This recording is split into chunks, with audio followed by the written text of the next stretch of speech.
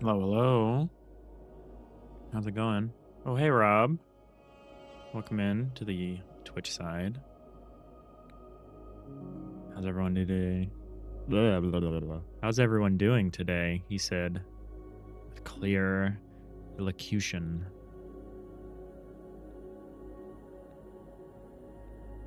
Welcome to Finding the Fun Part 2.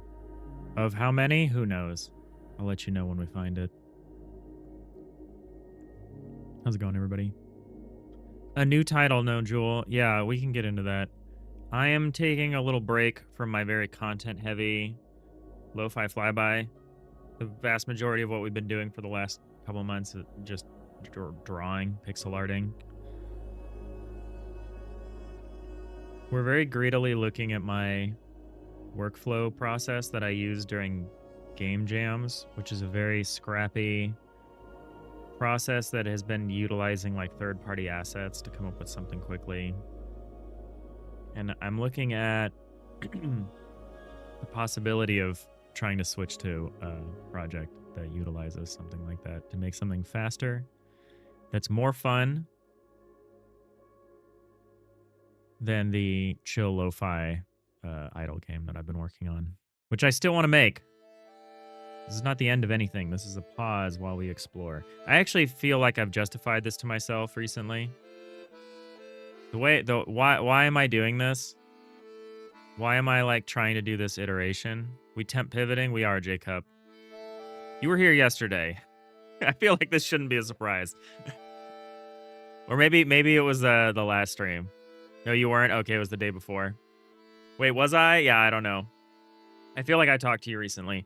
But yeah, this is all in response to some very pointed feedback that I got.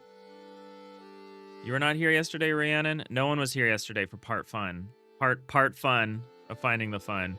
Yeah, we're gonna do like some jam style fast iteration prototyping, I say, to some very melancholy accordion playing. It's literally an accordion song named Suspense. We're gonna change the vibe here, which is not one of suspense, but of hope. Hey, everyone in chat now. Very much not first, but thank you. Who else is here? Smooth in a second. What's up? The mulling of Tuesday. Yeah, you were here. Here's how I'm justifying doing this to myself. Here's how I'm justifying to myself why I'm doing this. Phrasing is important. Which is that, and I feel like I've only just started to accept this, which is that I am not experienced enough to, I didn't spell this, I am not experienced enough to, a priori, predict what is going to be fun.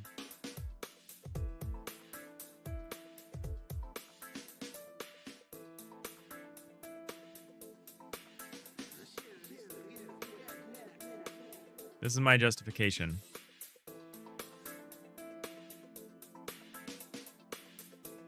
That was your first legit streak breaking? That's so sad. That's so sad. But it's okay. It's okay. But yeah, we're working out a number of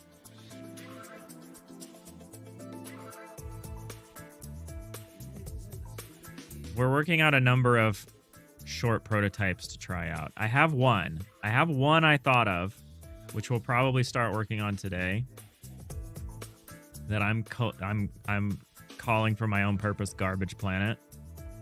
It's an idea I have for like an incremental game that scales like stupidly. It scales like globally. Try to capture like a fun short experience. But I'm trying to think of some others. I think the goal is to do a few different prototypes over a few weeks and see if there's anything that we want to work on. Anything that like that tickles our fancy here.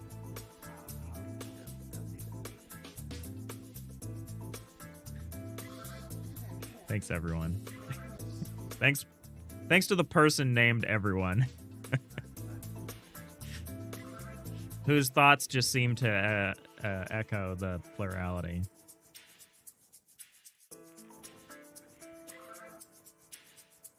Your friend's birthday? That's cool. No need to justify. This isn't like mandatory. In the words of Jerry Garcia, this is all like voluntary in nature.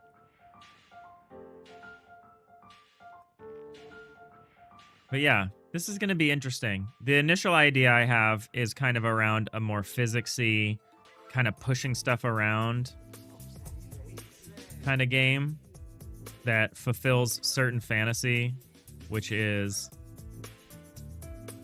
like, I think this was another thing that I picked up from my feedback, which is like your game idea should be able to very clearly answer what the fantasy is. So like for me, Lo-Fi Flyby very clearly answers what's the fantasy, which is like, I want Firefly, but like as a game, right? Like for Garbage Planet, there's dual fantasies of things like cleaning, of like bringing order to like organizing disorganized space. And there's also like consuming things, triggering larger and larger and larger things that are occurring. Big numbers get big. I don't know if that's exactly right, but it's this idea that I've got in the forefront of my mind as I'm thinking up prototypes. Your friend's dog literally ate his kid's homework yesterday. Oh, that's great. The fact that anyone has paper homework at all is like a minor miracle, I feel like. But yeah, the first idea I have is I'm calling Garbage Planet, which is like this escalating incremental game that goes from like pushing garbage around a little local landfill to like cleaning up cities, then like the ocean, then like the planet, and then like the stars themselves. So I have an idea for how this would escalate mechanically. But I should probably start playing around with it, see if it feels good. Because that's the idea. I feel a little bad about this. I feel a little bit bad about this process. I feel uncomfortable. You like the scaling, Jacob? That's what I wanted to do. That's what I wanted to try to bring to the incremental setting, is a way to like scale up your context of like what you're doing without actually adding like immense complexity. Like the complexity should be pretty steady. It should curve up a little bit, like the sawtooth curve up thing that people say you should have. But like, I think if I recontextualize it at each phase, I can do a lot more with less. Part of the motivation for that idea is also we're trying to figure out, a big part of this is looking at my jam workflow, especially my 3D jam workflow, which is about utilizing stuff that already exists. And it's less about me having to be the bottleneck of making all of the content myself, like I am for my FTL, like, and for Lo-Fi Flyby. Like for those games, I'm responsible for all the audio, all the art, all the everything. And it's like, as a solo dev, I have to look at my calendar and I have to be like, can I do that? Can I wear all of these hats and actually make a game in like a year or something? Can I make a game in a reasonable amount of time and actually do all of those jobs? Or is there a better way A better way that's easier to validate, or that's quicker to validate and easier to execute on. These are going to be Kitbash 3D games. Exactly, Rhiannon. That's the idea. The idea is that we exist in a world where you can achieve a pretty cool aesthetic that way. You can achieve some kind of janky, down-res, cool aesthetic that way. Whether we're talking about, you know, Lethal Company or whatever. Like there's a down-res aesthetic that I really like and that I think is very achievable with 3D. And I want to try doing something like that. I want to try to see if I can make a game where I'm just wearing the programmer, designer, and producer hats. And I'm not also having to wear like sound audio engineer, musician, 2D artist, like it feels bad. Because part of the reason why I'm making Lo-Fi Flyby and I'm making my FTL-like game is just pure passion for the idea. And it feels a little mercenary to be like, can we engineer a game that we could make in like 6 months to a year that would be modestly successful in the best case scenario? Can we make an experience that's like a few hours in duration? Something that fits into a quote-unquote consumable category of games. Like, I've listed all these constraints around the kind of idea I'm trying to work on, both in terms of like the development process and the end product.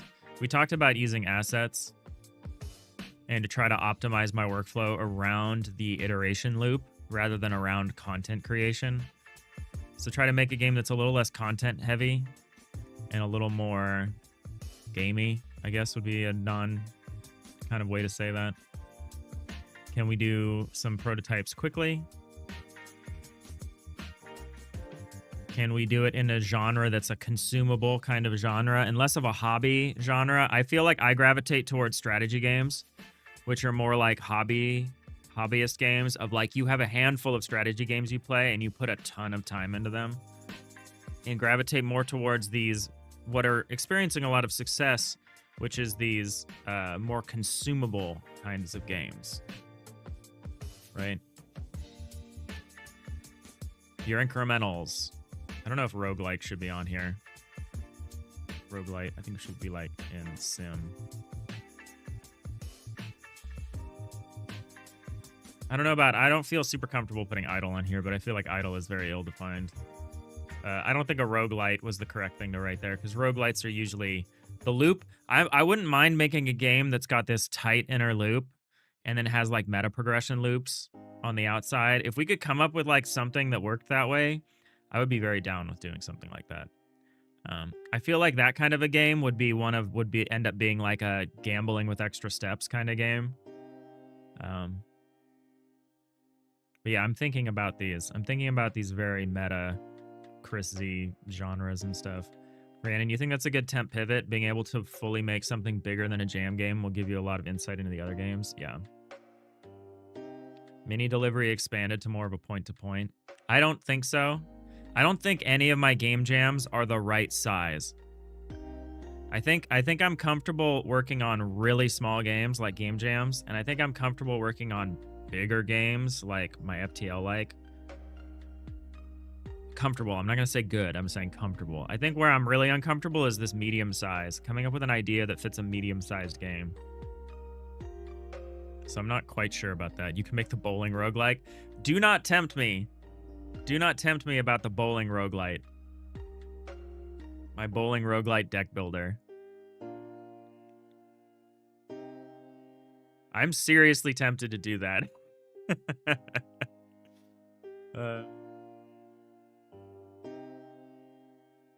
I don't think it would be very good. But we might put it on the list. Two-part game, bowling repair.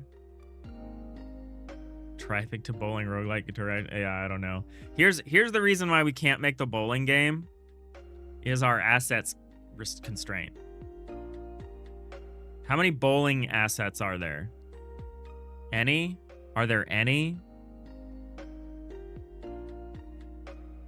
I mean, a ball is a ball. as far as the bowling ball goes. But like, what would I need? I would need a bunch of different pins. How would I get a bunch of different bowling pins? I'd have to make them. So it's like, I'm not saying I'm unwilling to make my own assets, but I'm not going to make 3D assets, I'll tell you that. One of the constraints is to try to design around this. So like there's a generality that we need to observe, which is part of the idea around Garbage Planet. Is part of the reason Garbage Planet could work, in my mind, is that most of the assets I need are just to represent debris, detritus, trash, stuff that's getting thrown out. And so it's really easy to use kind of almost any asset I find. And if the game is set contemporaneously, in a contemporary setting, if it's like today, if it's like a real world setting, then wow, look at all the assets I could use, right? I could use buildings, neighborhood stuff, cars, furniture. I could use almost anything I could find I could use in Garbage Planet. So it's like, I think that's an important vector of what I'm thinking of in terms of optimization. Hey, Funk. S-Funk. Funk. Should I just call you Funk? Working on a new game. We're working on an ideation. A short series of rapid prototyping.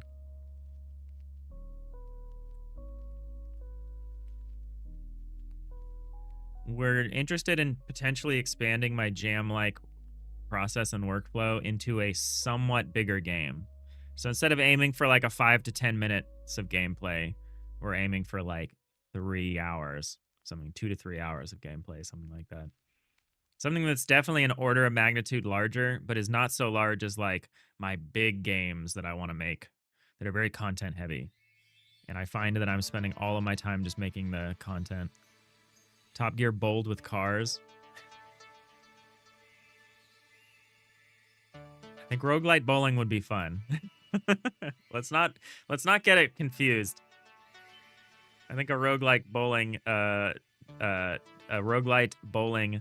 deck builder even would be quite funny, where you have like maneuver patterns in the cards.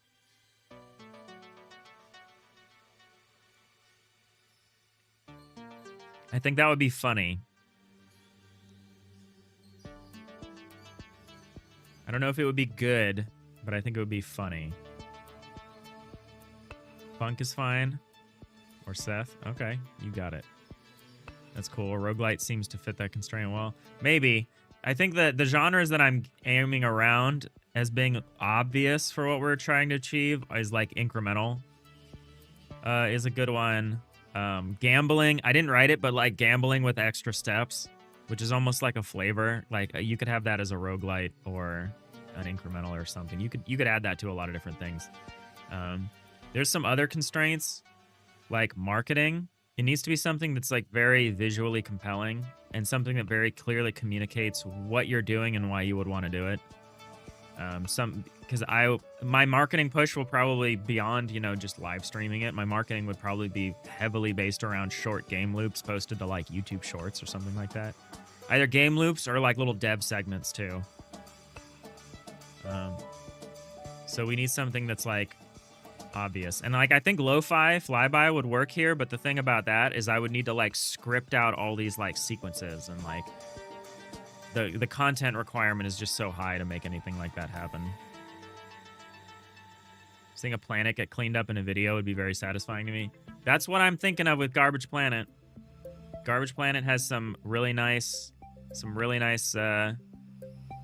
mechanics in my mind that could escalate in terms of scale to the point where you're like literally like sweeping up an asteroid field at the end. Like it goes from like the smallest microcosm to like the largest macrocosm, and just be kind of ridiculous about it. Mootsie, isometric? Probably not. I think, well, it would be 3D. What we're going to be doing is probably 3D. I'm not absolutely against kit bashing 2D, but I think we have to be really careful about it. It's hard. I think it would still be like God view for a Garbage Planet. It would still be like a sky, like a above camera, but I don't know if I would hard limit myself to like exactly isometric, I guess is my point. Because the point of this idea of this series is not handcrafting bespoke artisanal pixels, which I love doing and takes a ton of my time. We haven't even gotten to the audio for Lo-Fi Flyby, and that's probably the most important thing of the whole game. I haven't even started working on that.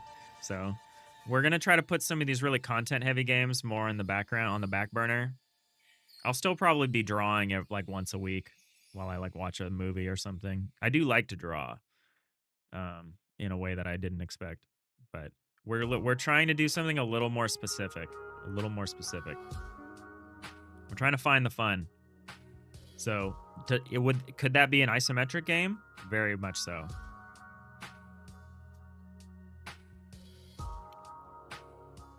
The thing you'd be bowling against would need like defensive moves. I don't think so. I think the state of the bowling board, like when it comes down and it deploys all the pins, I think the pins would all be, maybe the pins have behavior where they're like, I do a thing in between turns or something like that. But like when you re-rack the pins, that's when you reset the input randomness. For a bowling roguelite deck builder. You reset the input randomness whenever this is my motion for racking the pins. Where the rack comes down, deploys all the pins, and then comes back up, and now you have a new pin state. And you have to look at your cards and be like, okay, how am I gonna do this in like whatever 2 hits or whatever you get during bowling? That's a really stupid idea. I don't know what I would call that anyway. Pins with properties. Yeah, that would be fun. That would be fun. Galaxial Trash Service would be interesting. Definitely could see it as an incremental. Yeah, the only good idea I have so far is a incremental trash collection game that I'm currently calling Garbage Planet. Until and unless I think of something better for the name. But I think the problem for me is like I want to think more widely than just the first thing that comes into my head. But as is so often, as soon as I get an idea in my head, my brain clears out the space where I would make other ideas and fills it in. So it's a little hard. But someone had a really good idea yesterday of like, we'll just start working on this prototype and then you'll come up with more over time. Instead of trying to like front load a bunch of, speculative design stuff. And I think there's great wisdom in that.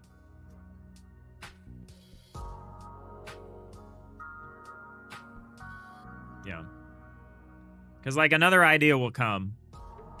Either I'll get tired of this idea and some other idea will come.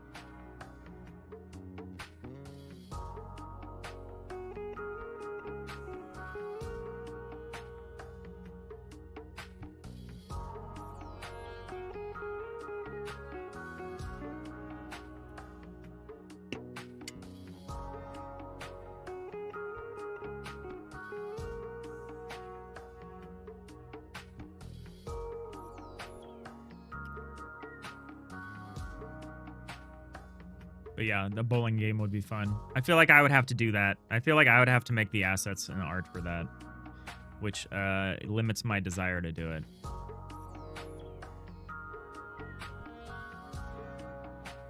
Another nice thing about Garbage Planet is we can lean pretty heavily into just physics, into just like physics colliders and like pushing things around. Because it's fun and it's messy. Well, if I do something that's like grid-based, like grid-based bowling game, for example. I like doing grid-based stuff, but a lot of everything needs to be very precise. And I think playing fast and loose is kind of nice too. Where precision and like perfection doesn't really matter. Jacob, you keep expanding on Reborn as a Witch's Cauldron now, actually. Now it's Googate Guardian. I like the alliteration. Googate Guardian. You're making it so the movement's card-based also? Interesting. Interesting.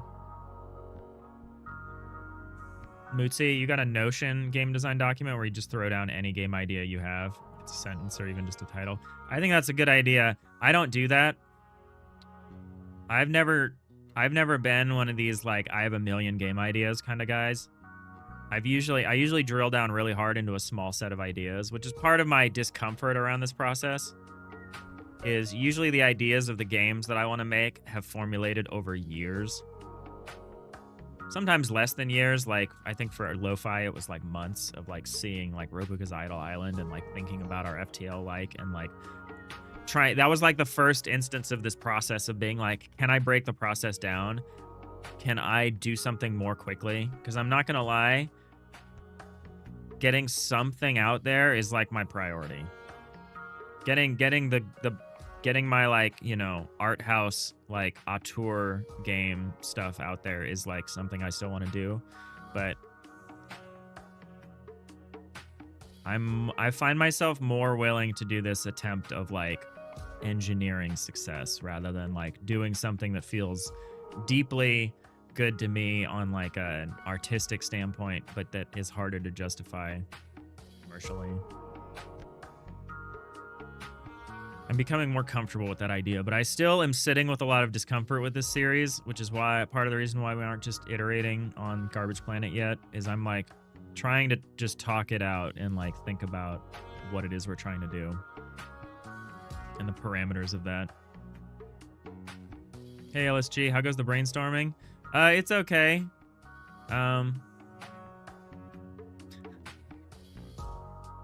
We've been jokingly considering adding my bowling deck builder to my list of prototype ideas, but I'm not there yet. We still only have the one idea, but it's people seem to like it, and it's the only idea I have, so we're probably going to start working on it today. Start working on a little incremental trash collecting game. Jacob, you're going to self-plug a little and say Fabled Footy's finally on Steam for wishlisting. Oh, well, geez. Why didn't you say so?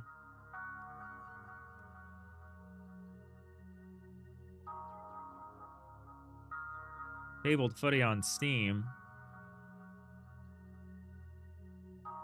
Look at this.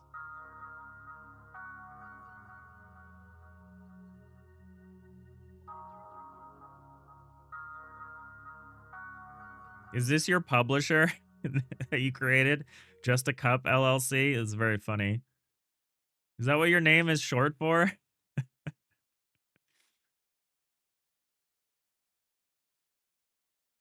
Yeah, this is great.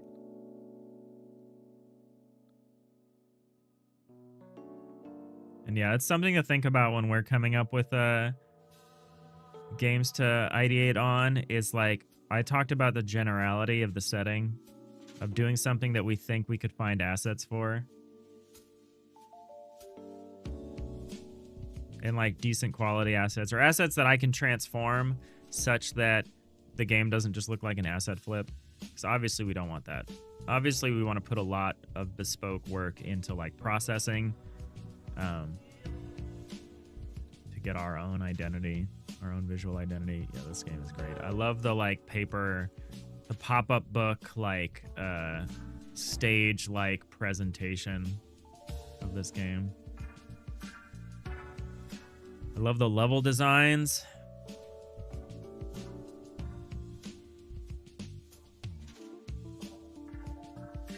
There's multiple soccer balls. That's crazy.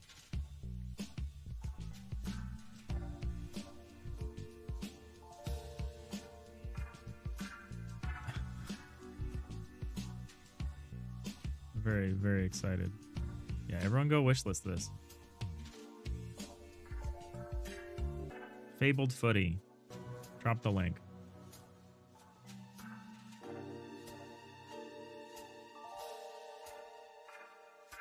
Yeah, chances are the subconscious will bubble up some ideas as I work on Garbage Planet. Yeah, I think that's right. It's your LLC? No, but it seems like it could be. Yeah.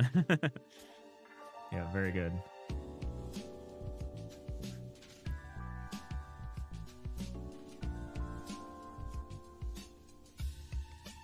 All right, Garbage Planet. Jacob is short for Jacob. Oh. It all becomes clear. Hey, Commander. How's it going?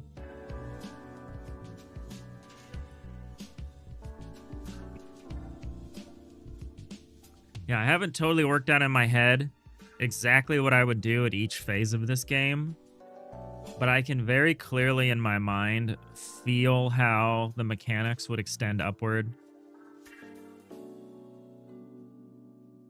Like maybe at one phase you're like you see like the whole seaboard and you see like an ocean and you see like the Great Pacific Garbage Patch or something. And now you need to, instead of like garbage trucks, now you have like garbage boats and they form nets when they're like close enough to each other. So you need to like orchestrate some kind of where you've previously been doing like garbage truck routes. Now you need to like orchestrate this kind of sweeping like net process of like netting the trash and like pushing it towards stuff like that. That's what I'm thinking about.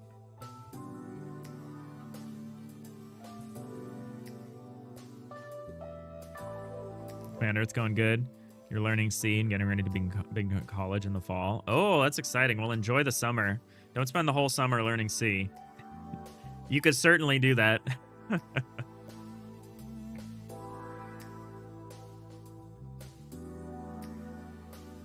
Are you going to treat it like a jam and just try and find the fun in a weekend? I don't know if it's going to, I don't think it's going to be just a weekend. I think we've decided we'll do like a few weeks. We have a game jam in 6 weeks. We have the next solo dev jam. I would like to knock out at least 2 prototypes between now and then. So no more than I think 3 weeks to at least try to find the fun, which at least with this game, I think if I can validate this game on one level, at a mechanical level, I think I can, or one context, as I'm calling it, of like the ever-scaling context. I think if I can justify this game on 1 or 2 levels, then it would be pretty easy for me to feel like I can justify it on higher levels and see if the game has quote-unquote legs. Because, yeah, my biggest concern with Garbage Planet is, like, how do you make this game 3 hours? Like, I never thought about it because I haven't played it, but, like, how is a game about a black hole, like, more than 2 hours? I know there's, like, a crazy research tree, and that must be what it is there's, like, you're playing through this research tree. Garbage Planet's interesting because I also don't think there's a fail state to this game. I think this is a game where you just, it's like a snack. It's like, there's this few-hour experience you have of this, like, power fantasy, and it just kind of escalates and escalates, and you'd never really fail at this. You would just, like, escalate it slower. It would just take you longer to, like, figure it out. And that's very different than what I'm thinking of if I did, like, a roguelite or roguelike, where there's this, like, really tight inner loop, and then we attach larger loops to it, right? Finally, if it's a roguelite, it's got the biggest loop of all, which is, like, the meta progression loop. I'd be interested in doing something like that. I just don't have any ideas right now. And maybe that's just a research problem. Maybe I just need to think about it more, and it will just happen. Hard to resist a good time, though. Yes, if C is good for anything, it's good for a good time, huh? You're working on a traditional roguelike in C, still your favorite genre. Yeah, I think a roguelike, the problem for me of a roguelike is it's very often more of a hobby game. And a hobby game is going to be a lot of work. Because a hobby game has this expectation of, like, if you play a roguelike, you expect to be able to play that roguelike for, like, not 4 hours, more like 40 hours, right? Or 400 hours. Like, I think we're aiming for something small and bite-sized, which is why we're kind of aiming towards this kind of incremental style game. You beat a game about a black hole in 2.6 hours. But yeah, lots of iterations. Yeah. That timing, I think that timing is crucial, obviously. Because Steam consumers are weird. They'll like leave a positive review for a game and be like, I got a refund.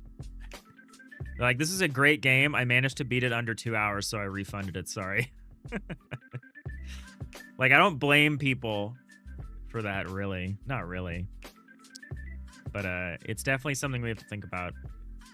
I think if I could get, like, 5 or 6 stages, and each stage takes like 20 or 30 minutes, I'm like there, right? But it's like, how do you keep that fun? And I think it's that recontextualization.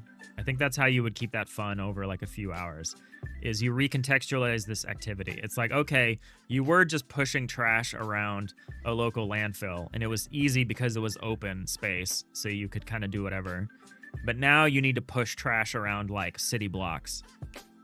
And so now you need to be more careful about it. Or do you? And like have that be part of the fun of like, what is trash? What can you actually dispose of, like, as you get bigger and more powerful? My idea is that eventually you just start throwing everything away, and that's how you unlock.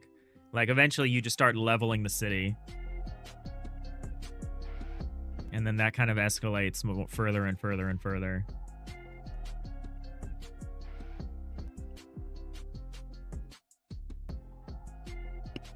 I don't know. That's part of the exploration, the process of exploring this sort of thing.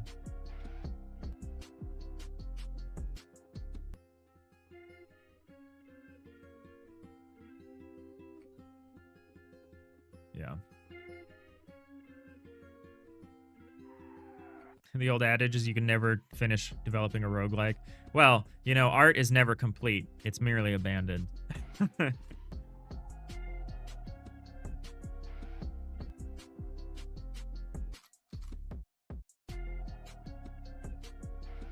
Yeah, your game, it's gonna be hard. It's hard for a game to meet the hours limit, which is why I always say like I'm not gonna. I don't think any of my jams are such that I could push them up. I think Death of a Whole Salesman probably has an intended playtime of close to an hour.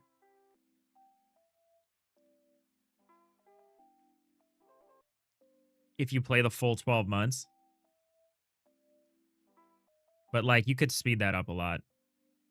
For sure. Hey Sapphire, how's it going? But yeah. We're finding the fun. I think we'll probably start working on Garbage Planet on the first prototype idea. I need to figure out the physics of like how it feels to push stuff around and how to constrain that play space. Like it'll probably be pretty easy to do in a landfill. The only real question is, do you want it, is that like the lowest, what's like the lowest scope or the lowest context of that you're operating in? Is it like a landfill? Is it like an empty lot? Probably a landfill. Because there's going to be some kind of central depository where you're pushing the trash into. It'll probably just be an incinerator. I thought it might be kind of fun to do some trash compactor stuff. Where like, okay, you can get this car into this trash compactor and it'll turn it into a smaller piece of trash, which you can then manage some other way. I don't know if that makes a lot of sense. There are also gaps in my idea as far as like, I don't know what you would do once you start looking at like multiple cities.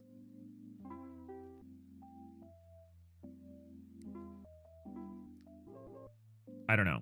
I don't know if Garbage Planet can hit that 2-hour playtime. I'm not sure it can.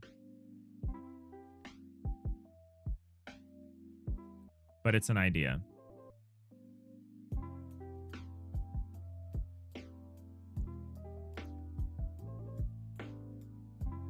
I find it funny in the past how you're saying you aren't the kind of person that has multiple projects going on at the same time. Now you're here with 3. Yeah. They're not all going to be worked on at the same time. And the whole point of this is I'm not committing to doing Garbage Planet. We're like trying to find something fun that we can make quickly. But yeah, it's definitely a trap to try to work on multiple games at the same time. And obviously there's multiple outcomes that are possible from this process of finding the fun. One of it could be that I don't do any of these, that we don't find the fun, and I just say, well, that was a few months I could have spent just making content. And I would be a few months further ahead on my very content-heavy games. But, you know, maybe it'll work. The dream is that we find something fun that we think we could make in 6 months. Have you seen this game? Berry, Berry, Berry. I feel like I looked at it yesterday. Berry, Berry, Berry. I say Berry, Berry, Berry. I don't know why I pronounced that wrong. Yeah, I heard this. I saw a little bit about this. The first person nature of this is disturbing to me.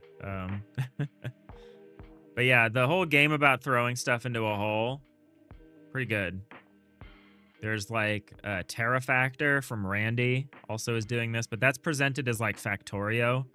I don't really want to do a Factorio kind of thing. This is funny where the hole moves. That's very Donut County. Donut County has done this as well. Where the hole gets bigger and now it can swallow bigger things. That's very fun. I'm trying to avoid the hole analogy, which is, I guess, why I would go with an incinerator or something like that.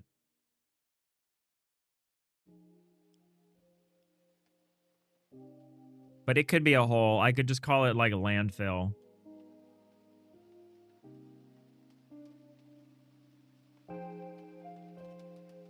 I'm not call it landfill, but like I could make it be a hole, and I could add that to the dynamic of like this hole needs to get bigger while you're filling it in. Like that could be an interesting thing too, where you have to like expand the hole as you're filling it. But that seems tricky to me. And I don't know if that would totally fit.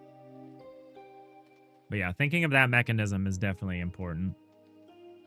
And trying to just avoid the you know, the very derivative, like, it's a black hole, it's a bottomless hole in the ground.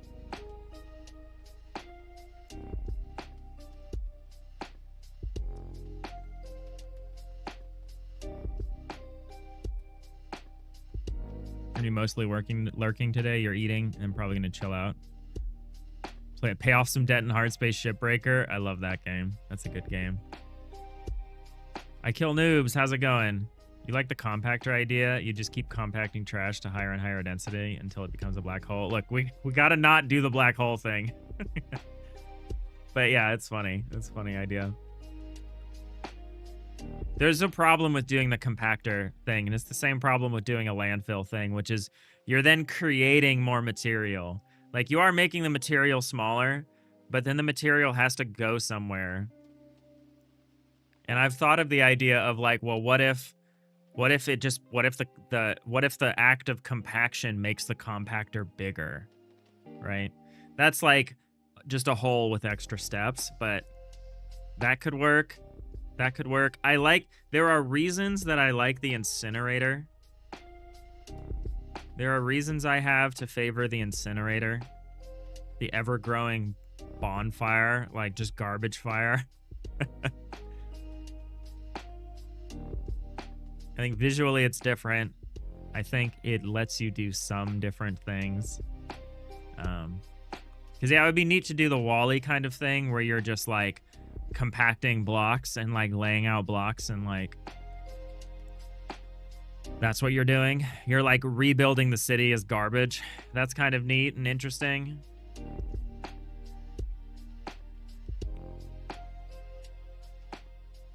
But yeah, I think the first step for this prototype is to just get a little physics sandbox up where I can just push stuff around.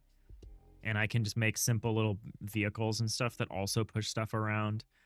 Because eventually you're going to need to like set up like garbage truck routes and be able to control things like cranes and stuff like that to like throw away all this trash.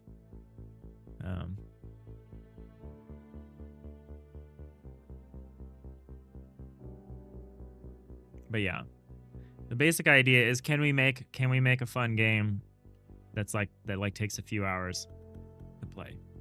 Can we make a medium-sized game? I'm gonna call that a medium-sized game because the other games I'm making, I have in mind like, you know, dozens of hours of content, which is great, but I need to make the dozens of hours of content. And would that be better? Would it be better to wait and do that until I'm like a full-time game dev, if that ever becomes a thing that I can do? Is it better to try to like knock out one or two commercial games, try to actually make it happen, and then, you know, dive into a content heavy game that requires just so much extra work on my part because it requires a lot of really bespoke content?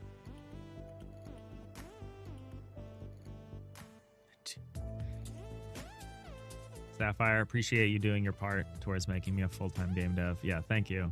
Appreciate that. So yeah, what would that look like? That's the idea.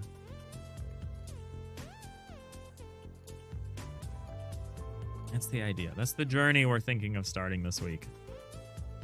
That kind of came out of nowhere.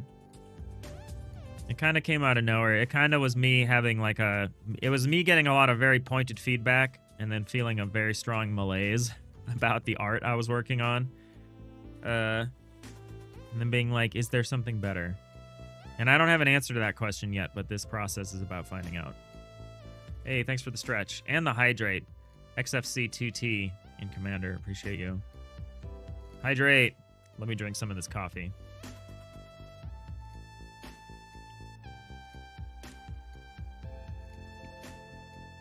Appreciate you. How's it going? Look, coffee is like 98% water. It's fine. And actually, the jury is still out whether it's a net negative or a net positive in terms of hydration.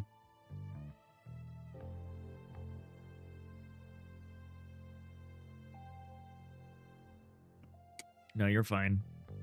How's it going? Happy Thursday. Akil, maybe the trash is recycled to make the material you need to build the vehicles like the bulldozer.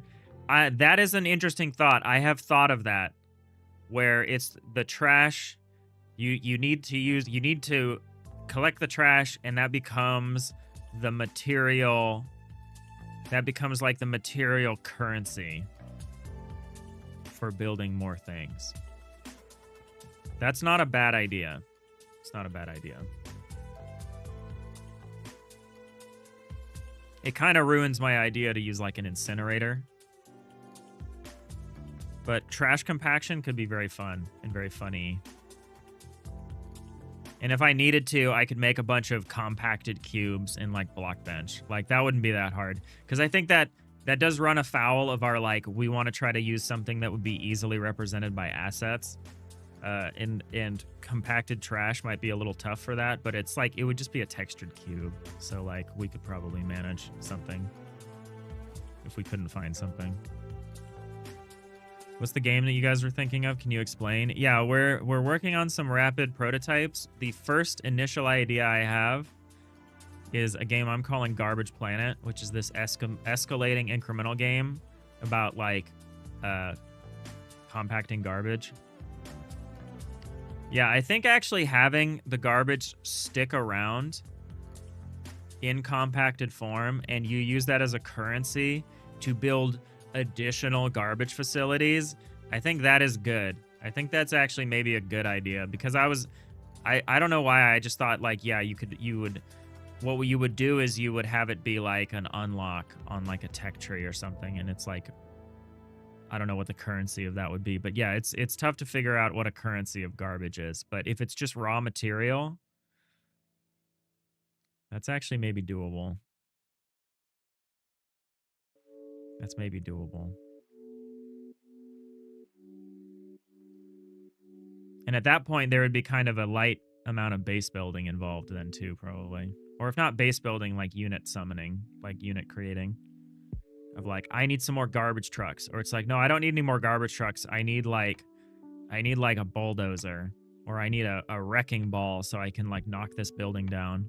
There is a underlying like anti-consumerist message that's supposed to be in here of like, when everything is disposable, everything is garbage. Which is supposed to be part of the point, as like, as you escalate, as you start like knocking down city blocks just to build more trash collectors so that you can collect all the debris from the city blocks that you knock down. Like, I definitely want it to get to that point in terms of ridiculousness, in terms of escalation. That's the idea. Quick question. What do I use for camera lighting? I can tell you. So for lighting, I have some like little softbox lights. I think I have these. I have the like poser. I have a lot of Elgato equipment for some reason. I have a lot of like baby's first streaming gear. I think this is the key. I think these are key lights, Elgato key lights, something like that. No, they're Elgato key light airs maybe. something like that. And then my camera is a Logitech Brio. It's a 4K, which it's nice to have a 4K camera because I stream in 4K. So over on YouTube, this is me here in 4K. Actually, I'm in like, no, I'm in 4K, so I can blow myself up to this size and it doesn't look like it's a different resolution than everything else. That's what I've got going on.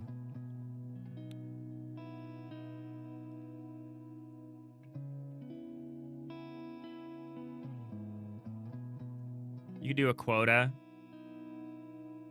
Yeah, I think this kind of a game is an experience. It's an escalating whimsical experience that goes up and up and up and up, and there's just no setbacks. There are never any setbacks. There would be moments of recontextualization where you would step up to like the next tier. You'd go from the landfill to like the city view or something like that. Which would present a different challenge and you would kind of do a little bit different things that way. But no, I don't think there would be any failure. I think it would just be a question of how rapid your progression was. I think it would be really interesting to do a game that's about failure, and games that are about failure are like roguelikes that have these rapid inner loops that the whole point is that you go through and you die and you do it again and you die and you like learn, and then there's this bigger outer loop of you learning and getting like meta progression, and like that would be really cool. I would like to do a game like that. I don't think that's this game. As you start streaming, you do want to have a camera yourself. Yeah, totally. I think doing like the PNG tuber thing or whatever is good, but yeah, get a good camera. This camera is 4K resolution, which I usually don't need because usually I'm just in the corner over here, but it does help when I'm like doing this. I think it is a lower frame rate. I don't think you can really tell. The green screen's being a little aggressive today, but it is black on black, so in terms of my attire, so I don't know. I think it's a lower frame rate. I think it's hard to get a high frame rate, high resolution camera for web camera. You love roguelikes? Roguelikes are good. Roguelikes are good. Hey, Nanigans. How's it going? Yeah. But yeah. We're about to head into our first set of ads. I think we'll keep yapping through the ad break, and then I think we're just gonna start messing around with this because I don't know what else to say. I still don't have any other ideas. Thinking about all my different constraints of what I'm trying to do. I don't at the moment have any other prototype ideas. But the point of this series is not to go all in on the very first idea we have. But we should try to work it out because I think it's a good one, honestly. I think it's an okay idea.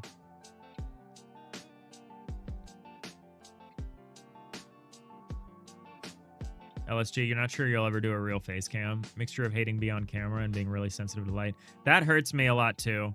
I basically can only stream during daylight hours, especially during a game jam.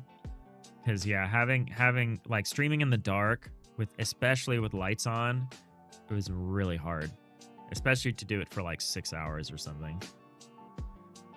XFC, you could add events that happen after some time to make the progression more faster or slower. Maybe events could be interesting.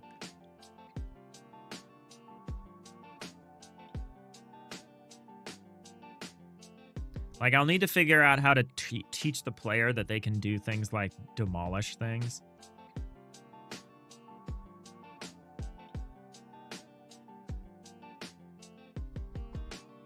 Having just a disembodied voice isn't great.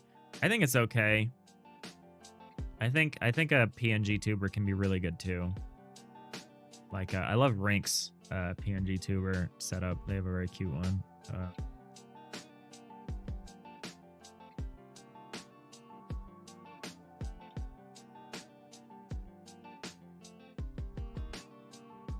I think quality of the audio is way more important than the video. So just making sure that you've got that. Like, test your audio. Put some filters on yourself, you know, put pop filters. Get a de-esser. Get an equalizer. Get a compressor. do all of these things. And when I say get, it's usually just a simple pass. It's in software people don't actually own. You don't actually need to buy a compressor. You know what I'm saying. A pop filter you do need to get, but but most of it's in software. Just having that software stack for audio. I think audio quality matters way more because a lot of people are not even really going to watch that closely what's going on.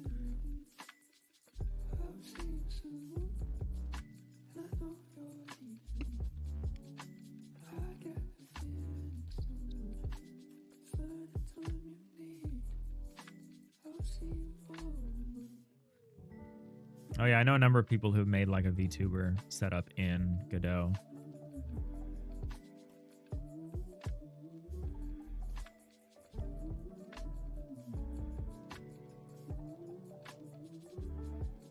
It's an interesting idea, XFC. I think the important thing about progression in Garbage Planet is about empowerment. So I actually think you don't really need that much like anti-snowball stuff.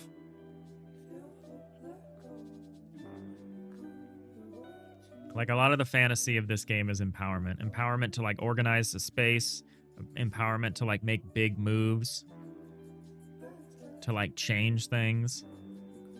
So I don't want to add, I want to avoid adding like little bureaucratic like inhibitors. But yeah, there is a question of how we'll tailor the experience to be the right length, the right duration, you know?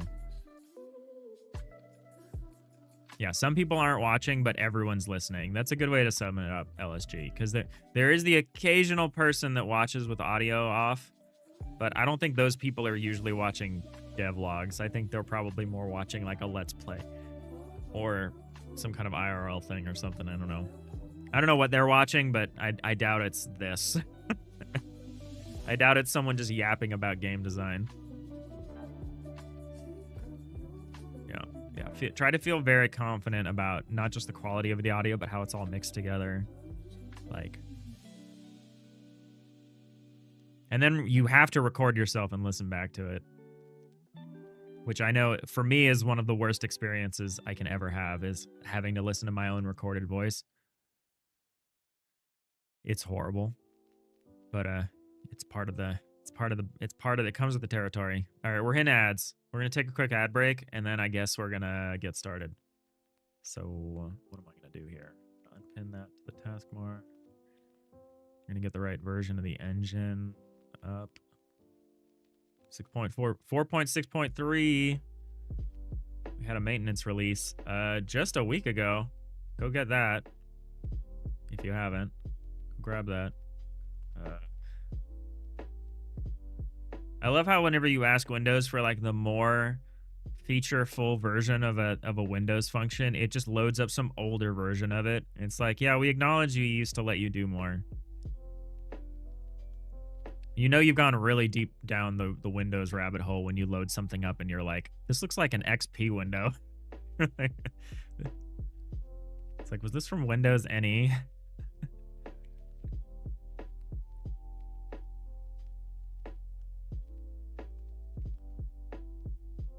All right, go break some ships, Sapphire.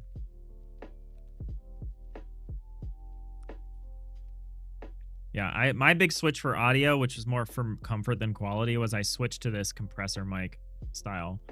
I used to do the Blue Yeti like dynamic mic. Hey, Lobaz Dev, how's it going? But I didn't like having it be, I needed to be like 1 inch away from the microphone, and if I turned my head, you couldn't hear me anymore.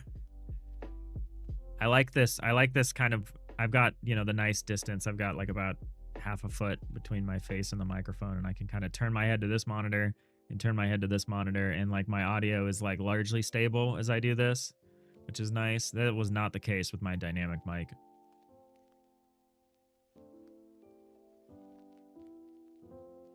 There's one person who's allowed to have bad audio on stream, and his name is Parting. And if you know, you know.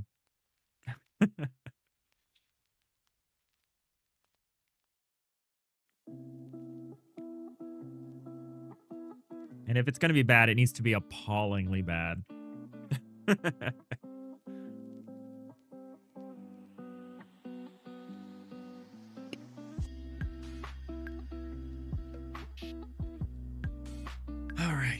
so what are we gonna do? We're back. We're back. We were fighting the fun. This is part 2. I think I'm done yapping for the moment about it. I think we have a strong sense of why we're doing this, what's involved in finding the fun, the question that needs to be answered by a prototype idea, which is primarily what's the fantasy? Like, why does the player want to play this? Like, what is the fantasy that the game fulfills? I think Garbage Planet, we have a good idea about that. I think it fits with our various development constraints. And I don't know what else to do except to start just kind of poking at it. So we found the fun. Yeah, we'll see. We'll see. We'll see. But yeah, I don't know what else to do. So I guess we'll make a... Windows protected my PC. Oh, thank you, Windows. From my Godot executable. It is like, come on, guys. Renew your certificate. Where's my development funds going to? Alright.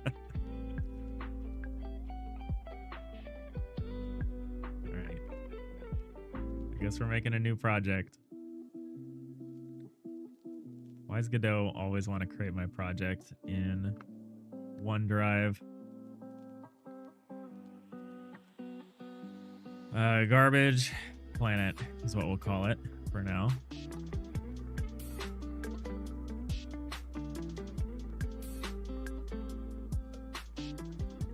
It's not really in line with what I like to do, so we're gonna call it Garbage Planet.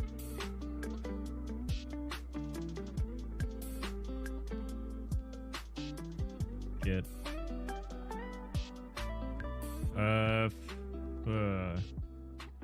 what renderer do we want? Probably Forward Plus. I don't see us making a mobile game.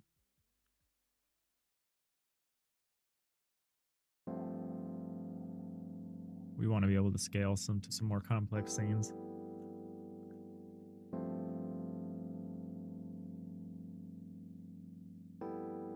Now I'm gonna have to change a whole bunch of settings.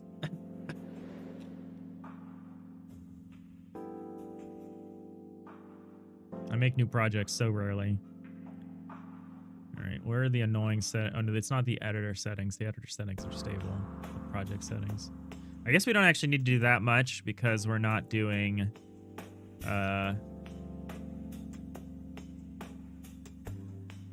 pixel art for this game.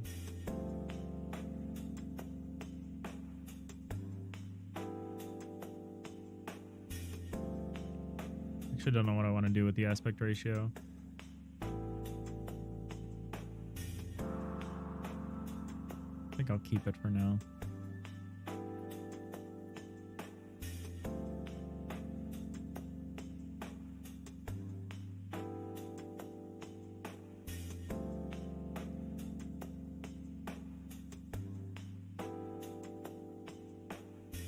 I don't remember what's all the different stuff we want. Maybe we want to look at our physics. Run on separate thread. Ooh.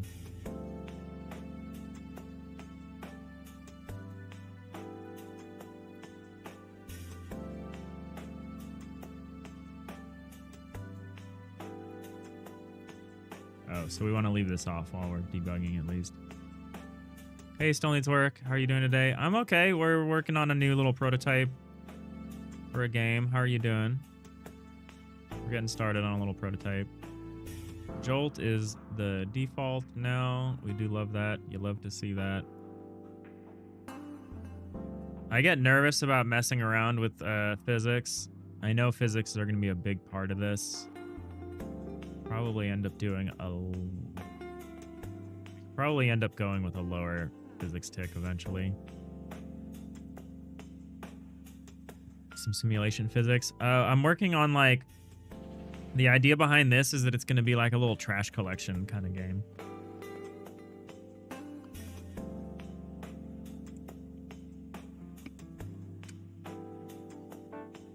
So what we would want to start with is like some kind of plane and then some kind of physics junk that we can push around. Get a feel for that. Get a feel for the feel of that. We're gonna do this. Create a main scene.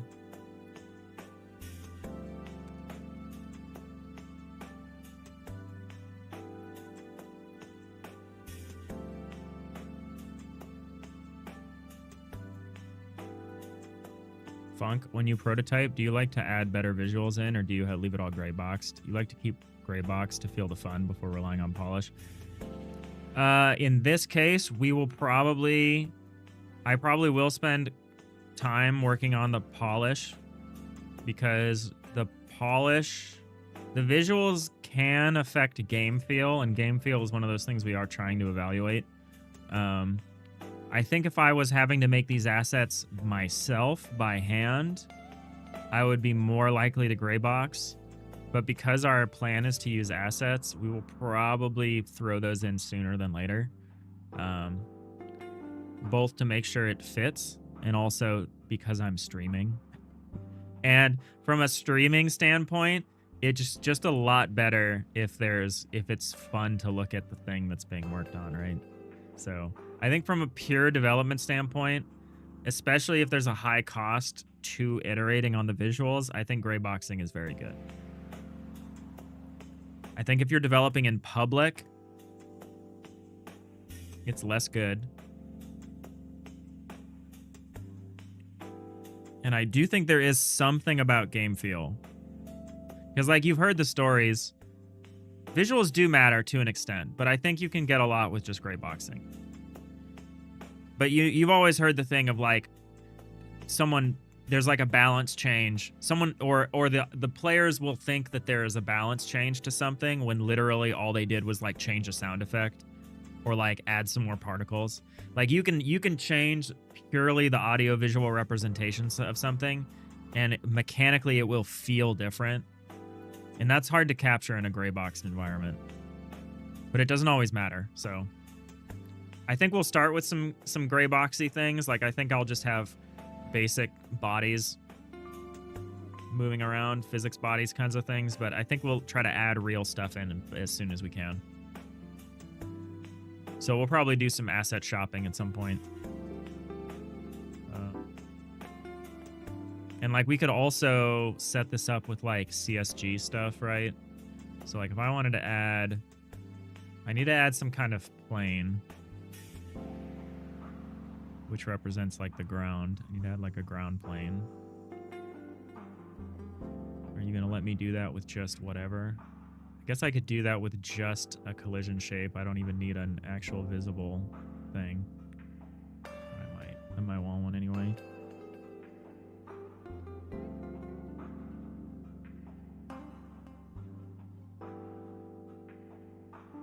Eventually we'll probably want to get into multi-mesh stuff. This is going to be a game that is going to benefit a lot from a multi-mesh, from something like a multi-mesh optimization.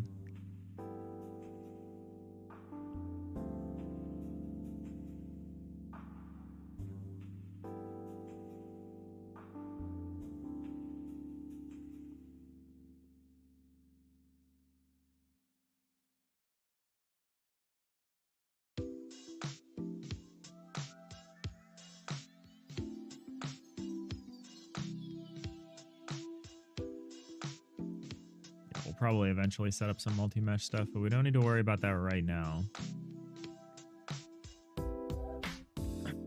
Just a ground layer. Hey, Clemical, coming back on a fresh project. Yeah, you're actually coming back on part 2 of a whole new series that we're calling Finding the Fun. We like our jam workflow so much that we're trying to do some rapid prototyping for some slightly bigger projects using that process and then seeing how that works out for us. As an alternate to grinding on content like my pixel art.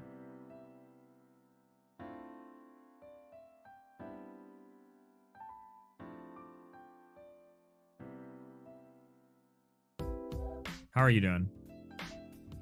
Happy Thursday.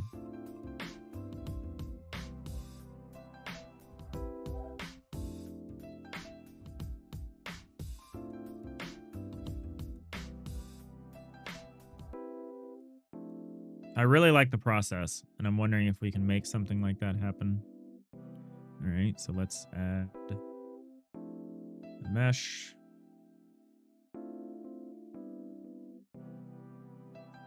We just need a plane.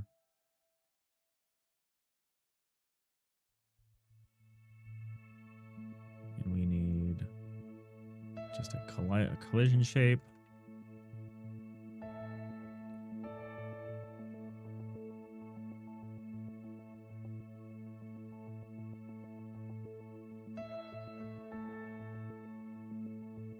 Do a box shape.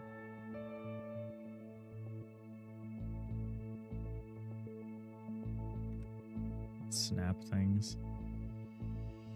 Everything's nicer with snap. God, this is bright. I need like a new, for one of the first things I need to do is get like a different skybox clear thing. Hurts my eyes. Why is this so low? Oh, there we go. Like that. Yeah, that's perfect actually.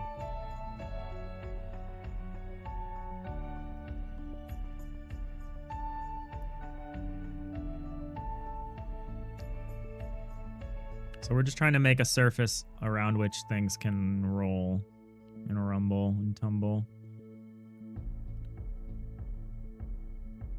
Did I need to put an object? Yeah, okay. Collision object.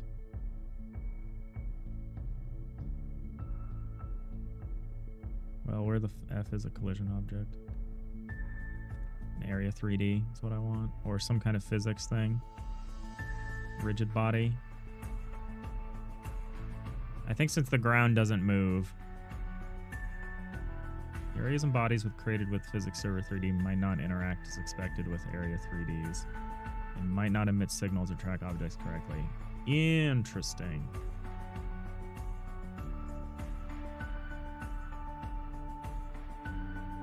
What should I do then? Should I just do a rigid body or something?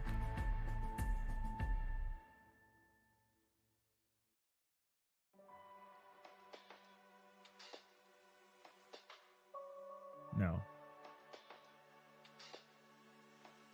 I think we'll just accept the possibility that there might be some weird interactions with temporary physics objects.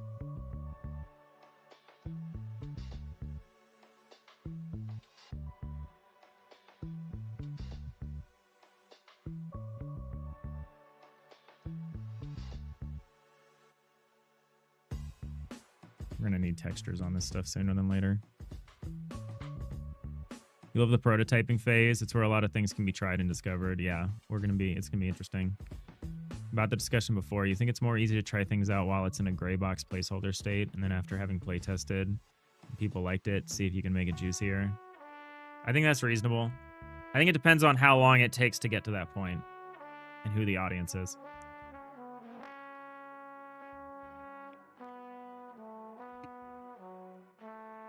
It also matters how expensive it is to replace the gray boxes with something. Can I make this darker? I guess I could just change the lighting a little bit. There we go. Just take the lighting off. So we're gonna need a camera controller. We're gonna need some kind of camera controller eventually. I don't know exactly what presentation style we're going for. Something like this.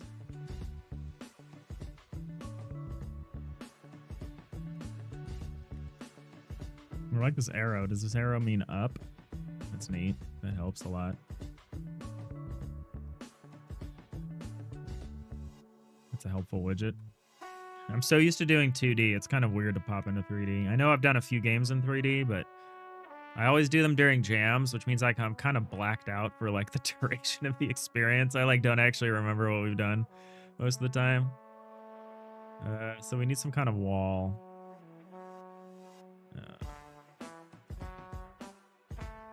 Need a few walls. We're just going to create a little sandbox that we can start pushing physics objects around and see how that feels. Try to get something, see what the right scale is, the right number of things, the right heft to the forces. It's kind of the initial part of this, I think, for Garbage Planet. Gonna hang out.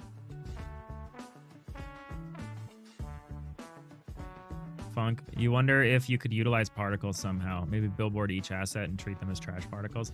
That's possible. That's possible. I don't know how that would work with the physics interactions. Hey, Four Toasters, how's it going? What's up? We're doing some rapid fire prototyping here. We don't really have a plan. We're just going for it.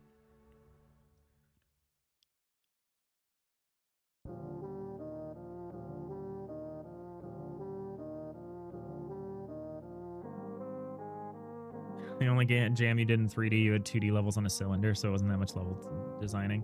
Yeah, I'm really enjoying a particular aesthetic that we've been going for in 3D, which I did most recently for Death of a Whole Salesman, that people seem to like, and I want to replicate that.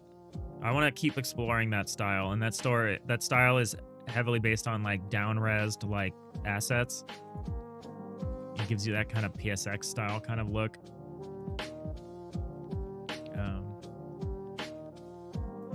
And I think that's part of the reason why we're going for this kind of quote-unquote garbage idea here. I need to move this forward a little bit, otherwise it's going to be behind the wall, which is not what we want.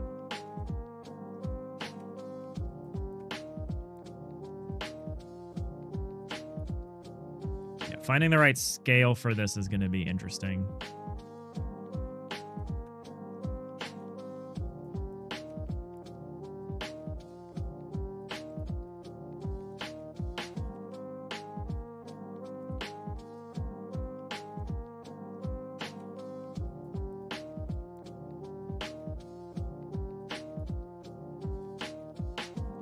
Like save this as a thing so I can just use this. I'm gonna save this as like a static plane. That's what I'm gonna do. I'm gonna rename it static plane. And this is just kind of a backstop. Probably eventually we will use different things to create the backstop, and this won't have a visible component to it. Like, you could see us still having this, but using like a fence so that things can't really pop up over the fence. Actually, I don't know if I would care if they could. I think that would be okay. Yeah, just having this simple static plane here, because now we can make a bunch more of these. Which way is up?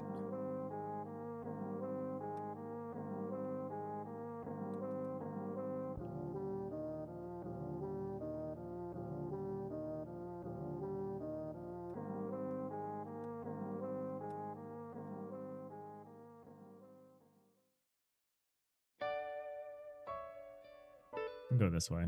I'll go -Z. Do you use Blender to make your 3D assets? I do not make 3D assets. I only use stuff that I can find. When I make art, I make 2D pixel art. And that's part of the reason why we're exploring this 3D space. Is I'm wondering if I can take off my audio-visual content creator hats and focus harder on programming and design and production. And see if I can make a game like 60% faster or like 40% faster or something. Godot tends to treat 1 unit as 1 meter in 3D. You found it simplifies things a bit, just keeping that scale. I would ideally like to keep that scale. It's going to depend on how the physics feels. But yeah, it would be best to maintain that scale, at least as long as the context is reasonable. Like, when we scale up to like cleaning up like the solar system, we're not going to be operating at like 1 AU or something like we'll probably keep it at a realistic, and that we'll probably keep it at a small scale. It's going to be whatever the physics, the best feeling physics scale is the scale we're going to use. And that scale will match up with one of the contexts. It might match up to the throwing trash around a landfill context. It might match up to the, like, city block context. I don't know where that would line up. Probably the smallest one is where it would line up. But yeah, we're going to try to do the trick of doing similar interactions at increasing scales without necessarily, you know, exponentially increasing the math involved. But yeah, it's a good thing to keep in mind. It's a good thing to keep in mind. Did I watch the video you made? No, I bookmarked it, but I need to watch it. I need to watch it. I'm excited to watch it.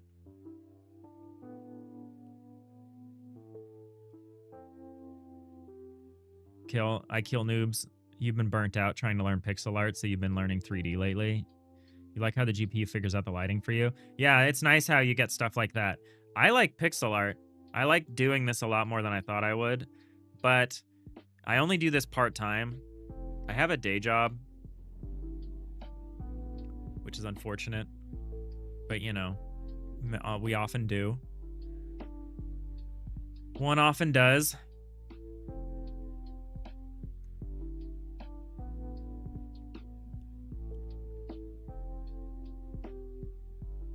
Here's the link. I wanted to make sure I had the link to your video. I did. I found it. Watching You Games. I like that name. That's a good name. I'm going to watch that video. Working is unfortunate. It is indeed, Voidblit. And that's part of my idea of just like maybe putting my more obsessive little content heavy kind of auteur games on hold and try to do something a little more commercial. Do something a little more do something a little bit more scrappy, and try to just get, you know, cash flow going. Try to actually just make some stuff happen and learn about that. And then, you know, if I get the money, then I can, you know, retreat into my ivory tower and like draw pixels for a year, you know. That's definitely one of the more selfish motivations for going through this process.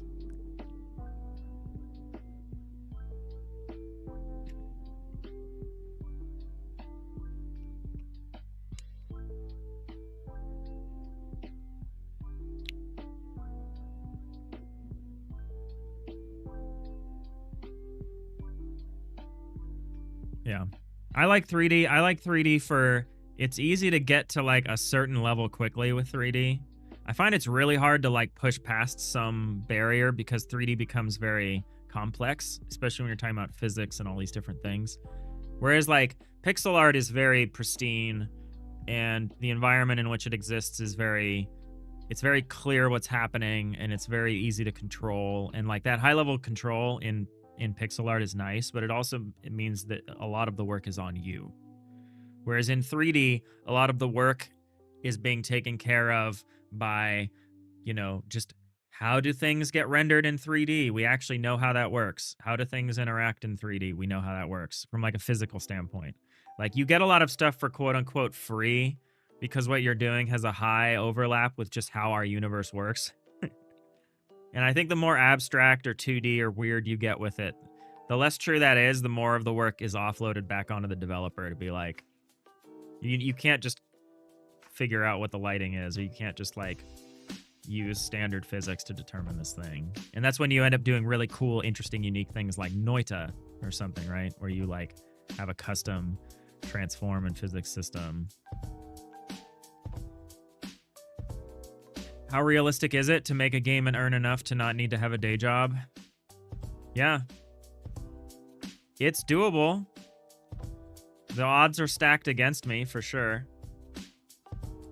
It feels a little mercenary try to make a game under that constraint primarily, but you know, it's what I want to do. And if the reality is that game dev is just a hobby and not something I can do for a living, that's okay too. I'll know. I'll have some idea if that's true or not. And you know, and if that's true, then it's okay for me to work on a content heavy like game like my FTL like or like Lo-Fi Flyby, and I work on that for years in obscurity. Because then it's just like a passion project and a hobby.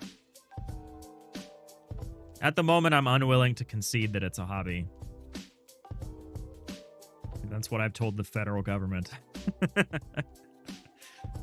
I told them that this is something I do. So, you know, I need to see if I need to try to make that true. And other people have done it, and I'm going to try to imitate their process to an extent and see if I can get there. And that's part of what this is about. If it does feel a little weird to me to like try to like engineer a commercial game, but as opposed to like a passion project. But it's where I'm at in my life. It's something I think I do need to try to do.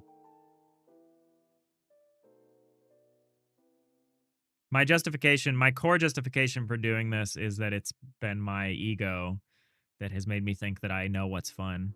And that in fact, a priori, I don't know what's fun.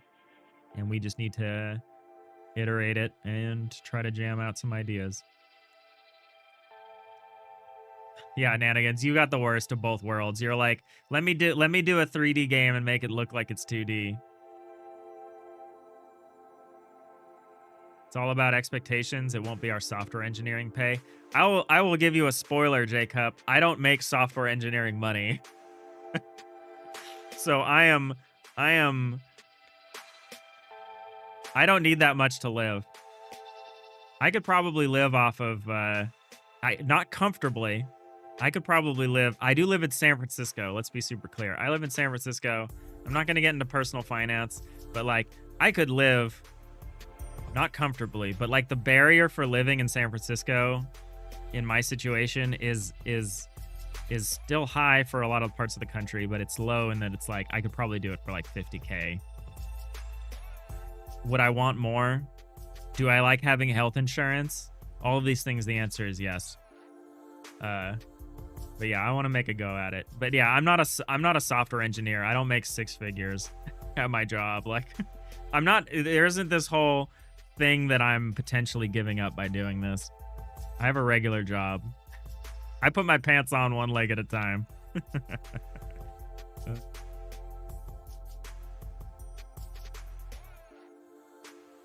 Yeah, I could move. I could be like Randy. I could move to Thailand, you know, or whatever.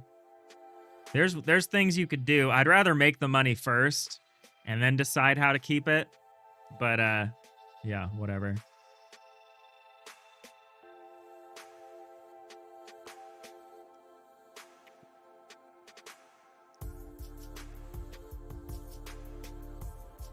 There's some places I would probably be willing to move to pay less. But I am a coastal elite. If I can't see the ocean, I have a problem. I'm mostly kidding. The reason why I need to live by the ocean is because I die of allergies as soon as I go 20 miles inland. Even 10 miles inland, maybe. Yeah, if you are making software dev money and living below your means, save it up. Save it up. Make it so you can actually, you know, pursue that dream someday. I'm like 2/3 of America. I live paycheck to paycheck. So, you know, we're just trying to make something happen.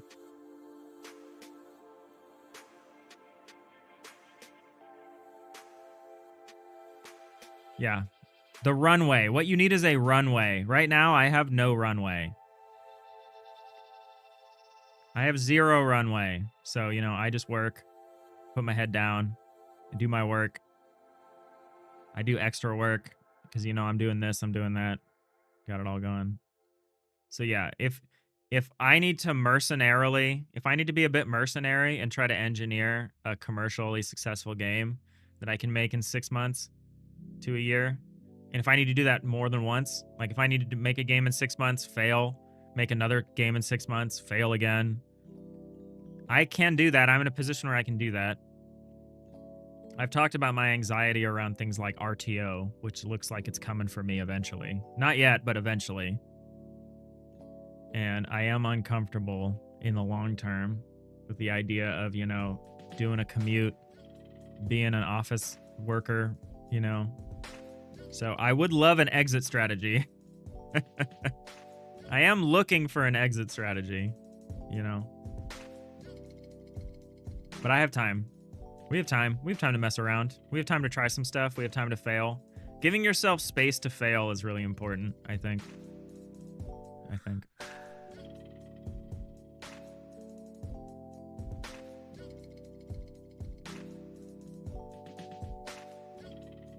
But yeah, save that money. Save it up. Don't let the dragon drag on, you know, or do, I guess, if that's your financial situation. But yeah, what are we doing? I don't know what we're doing. We're iterating this out. We're making a little sandbox. So what is the size of this then? So this is scale 1, position 1, scale 1, position 1. Okay, so this needs to be significantly larger. If one position is 1 meter, I want to play around with this in like a probably more of like 100 by 100 space. Something like that. 100 meters. We could probably mess around in a 10 meter space first. Again, it depends on the physics, what the physics are going to feel like. Let's go to at least 10. Let's unlink these because this doesn't need to be a... Actually, does it matter if they're linked? Considering. Does it matter? I don't think it does because it's a plane.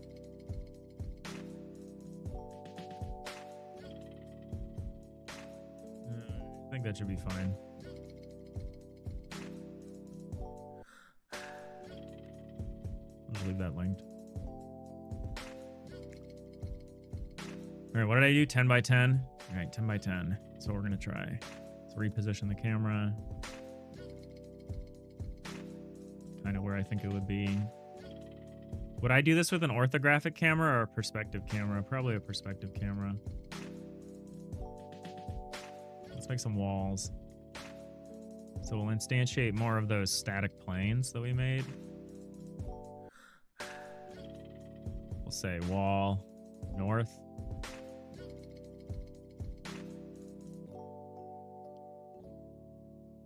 Nanigans, you lucked out and then all your upper management is quite happy with people for working wherever it makes sense for them. That's a nice thing. That's a nice thing. You know, my employer said that they never had any plans for RTO until one day they did. So be careful.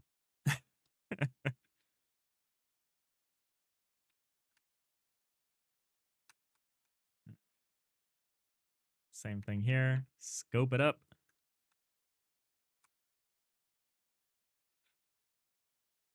My mother told me never to look directly into the sun. But one day, I did. Boom, boom, chop, chop, doom, chop, boom, boom, chop, chop, doom, chop.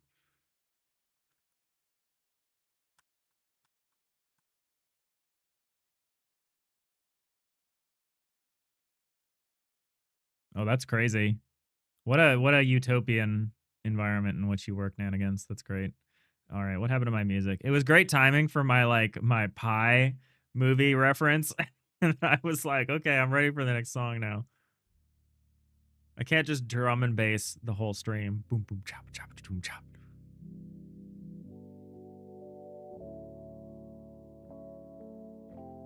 You got the RTO rug pull too, LSG. Yeah.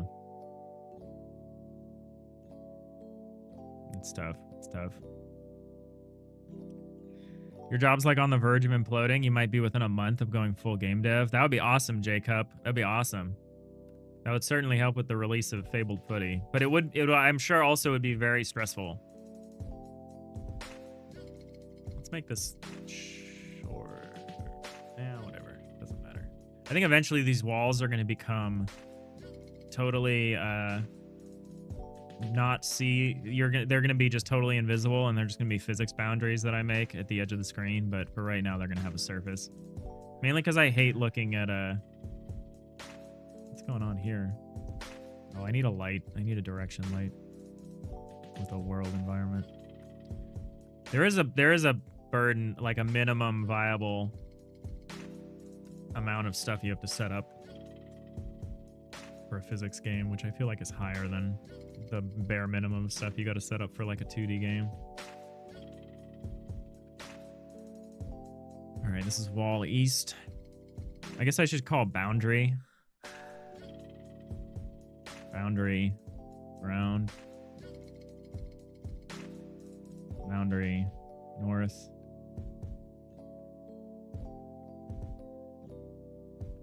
Boundary. East. We're just making a little place for our physics stuff to play around in. Because, yeah, I just need to get a grip on what it would be like to kind of just push stuff around in physics. Like, what would be fun about that? Or, like, what parameters make that fun? And then we'll throw in fun stuff. Like, we'll have, like, a bulldozer or something. And, like, a magnetic crane that the player can operate and all these different things. We're going to kind of blur the distinction between a management game and a sim, which is a distinction that I learned about recently and I don't think I originally knew about. All right, we've got a little physicsy play space. What I probably should do is have this on a different layer.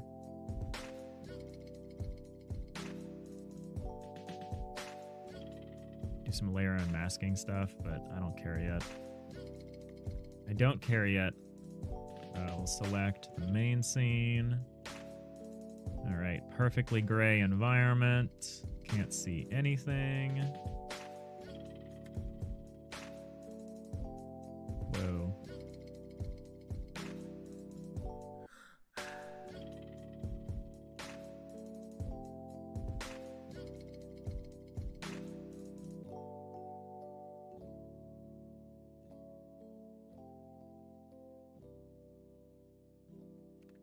Oh, nice. Nice OSG.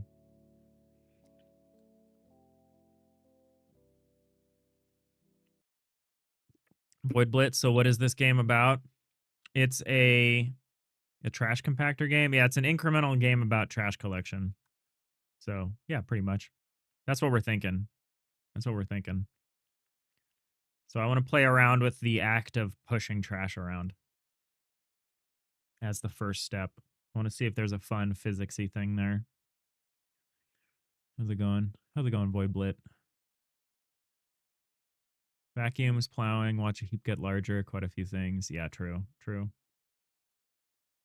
Yeah, the only question is, what do you do with the compacted stuff? Does it just, like, keep filling up the space? What happens to it?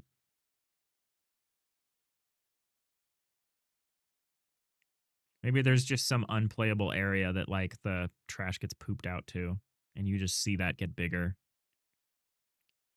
You see it get bigger when you add to it, maybe you see it get smaller when you, like, build stuff with it. What would the walls what would Wally do? WWWD, I love that, Mootsie. Yeah. Wally is our spirit guide for sure on this journey. Man, Pretzel Rocks has just decided that I don't get music. I have to physically ask for new songs. I don't want to hear this one song again. Please just play the next song. Pretzel Rocks. There's nothing worse than sitting in a totally empty, silent room by yourself with nothing except your own voice, and you can't stop talking. Hey, Nix. Sorry for breaking pencil rocks. Yeah, you did it. Thanks for the hydrate.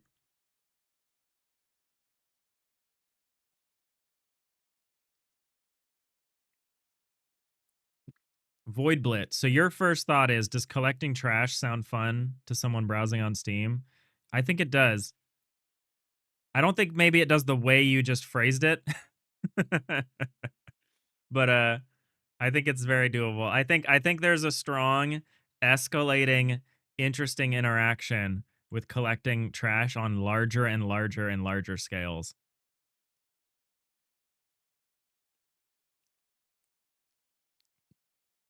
Starting in like a small landfill garbage dump and ending up like sweeping asteroids up into like a trash compactor, into like a galactic trash compactor.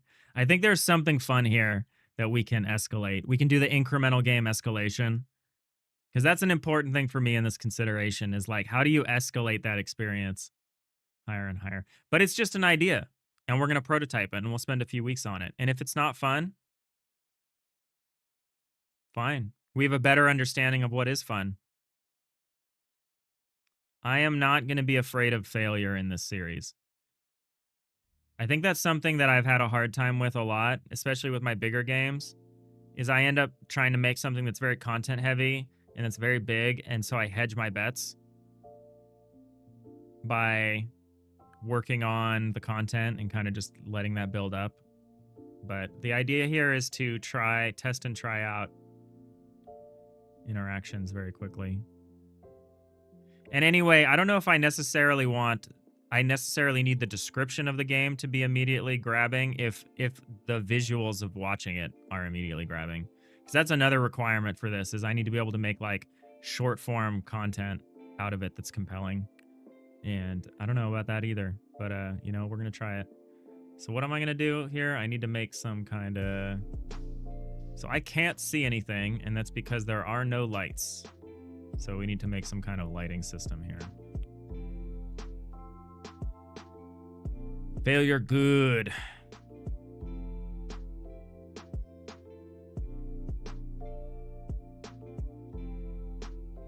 Yeah, maybe there's a compactor and an incinerator. I don't know.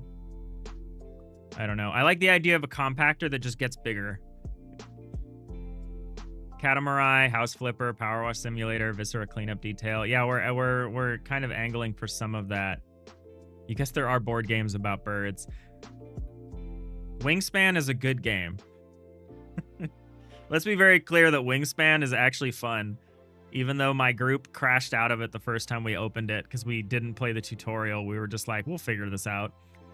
And we were like, this is stupid. And then we tried again and we figured it out and we were like, okay.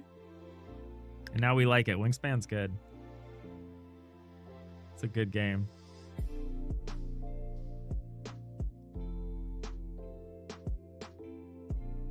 It's a good question to ask, Voidblit. Because I think an important question...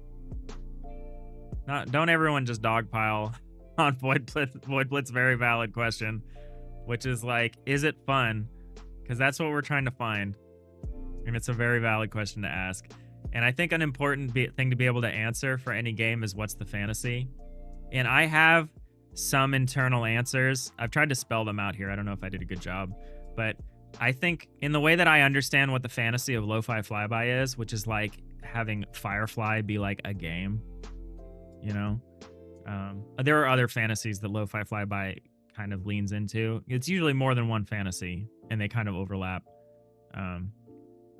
But yeah, I think Garbage Planet has both the fantasy of bringing order to a disorganized space, and it also has a fantasy of like operating on and consuming materials at like exponential scales, at like larger and larger, like big number go up kind of. But not in like a damage number just get bigger, but in like the scope and context of what you're doing is getting bigger. I think that's the unique angle for the way we are framing this. Instead of just like, you were doing thousands of damage, now you're doing millions of damage. Like, I think that's fine too, but I don't think that's the kind of escalation we're looking for.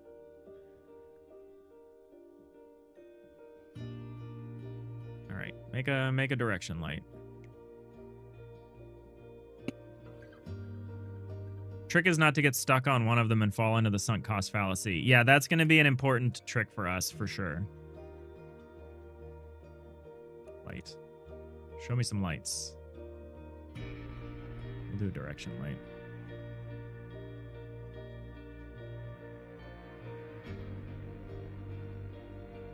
So what happens if I...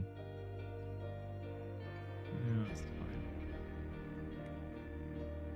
I don't really care the way the light is oriented. I just need the light to be there. There we go. All right, so we can push stuff around here. I guess it is a question about whether I will want an orthographic or a perspective camera. That's not a guarantee, because like here you have a certain kind of thing. Whereas if I went orthographic, we would have like, it would be a lot more, it would be more visually balanced in that it would be like the whole space, like we'd see the whole space. So I actually don't know what the answer to that question is, but we will find out. I also think this direction light is a little ridiculous. I think I want to increase the amount of That's part of the reason why these need to not be visual. Eventually, they're going to be replaced by like lower fences and stuff so that the lighting will work. But I'm just trying to create a space where I can throw a bunch of physics stuff around and it doesn't fly off somewhere. Although that could also be fun, and I actually don't care really if like stuff flies over the fences and you can't get it anymore. It's like out of play. I don't really care about that. That would actually be fine for me, I think. I guess the presentation will also matter, so screenshots don't just look like a smelly pile of brown trash, but something more stylized. Yeah. And that's part of the reason, one of our goals is to use assets for this game to keep production costs low in terms of time, because I don't have money, but I do have time. And I think this is a nice context for it because most of the assets will just be used for garbage. So they don't need to be amazing. They'll look good. I like to think I have a pretty vibrant down res 3D style when I do it. But yeah, you're very right. I kill noobs. Universal Paperclips meets Wall-E. I actually don't know what about Universal Paperclips. Let me see about that. The game.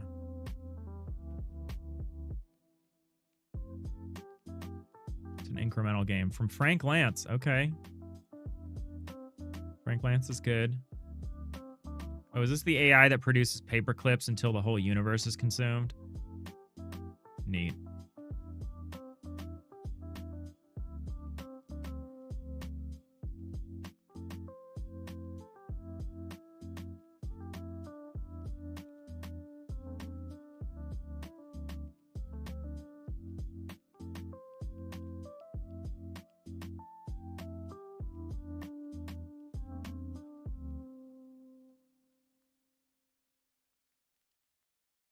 Do you ever play Astroneer? I have not played Astroneer. I've seen Astroneer a bit. I've not played it myself. I know that has an element of some base building stuff. When you said planet, it made you think of Astroneer on an actual sphere. Yeah, eventually I think we'll get to that point. I think eventually we will zoom out enough so that you're like cleaning up the planet.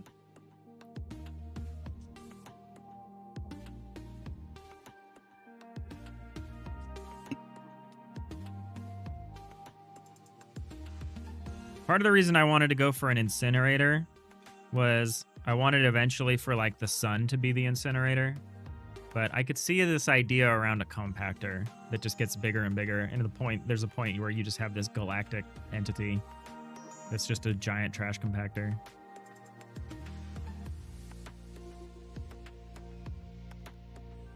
And so there would be a progression of like the context in which you're doing the thing, right? From like little bulldozers pushing stuff around landfill to garbage trucks going through a city grid to maybe ships collecting up like the Great Pacific, like herding the Great Pacific garbage patch. And then eventually you're like in outer space and you've got like trash ships going around like collecting asteroids or something. Like, I don't know. There needs to be some kind of escalation of that. Some kind of escalation of that movement towards bigger contexts of this. What needs to be at its core inner loop, like a fun process of not just moving trash around yourself, but setting up like simple little mechanisms that do that for you as well. That's gotta be how that works. This is not South 2. This would be known as Boundary West.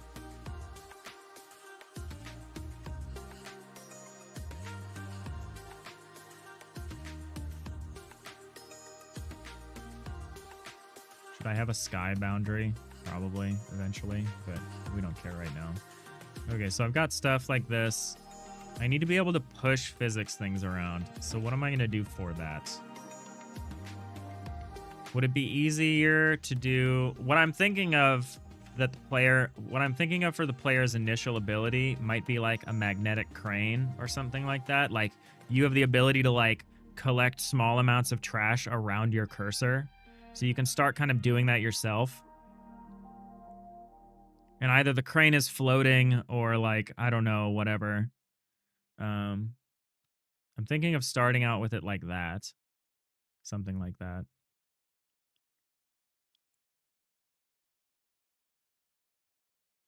Will the trash be compacted into neat cubes? Would the cubes look like what they're made of? I would like it to be compacted in neat cubes. Would the cubes look like what they're made of? That will be harder. I think what we'd be more likely to do is we make a bunch of different cubes in like Blockbench or something. Like we do something really easy. Like we make some textured cubes in Blockbench. And yeah, maybe we could unwrap and rewrap some textures around the cubes to try to make it look like that. But that's leaning into the whole lots of bespoke custom content.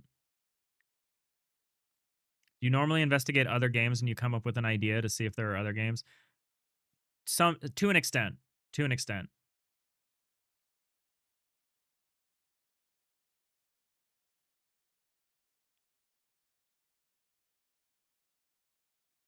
You have to clean up the cleanups.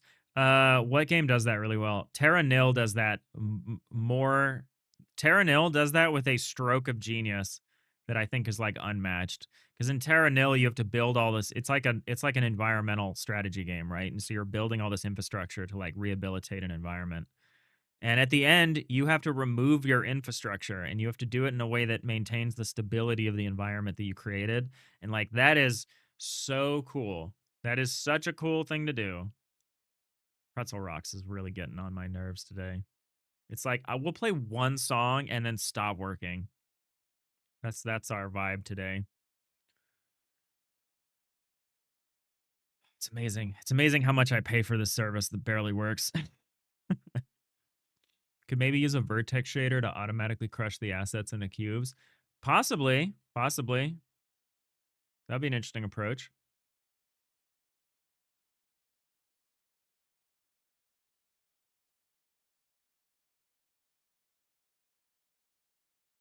Yeah, the amount of brain puzzle to do the amount of brain power to do the puzzle backwards like that. It's really cool. It's really cool. I can't do this. I need audio, please. Okay, thank you. I'm like, Pretzel, I can't do this. I can't sit in a dark, silent room and like not know what I'm doing and just maintain.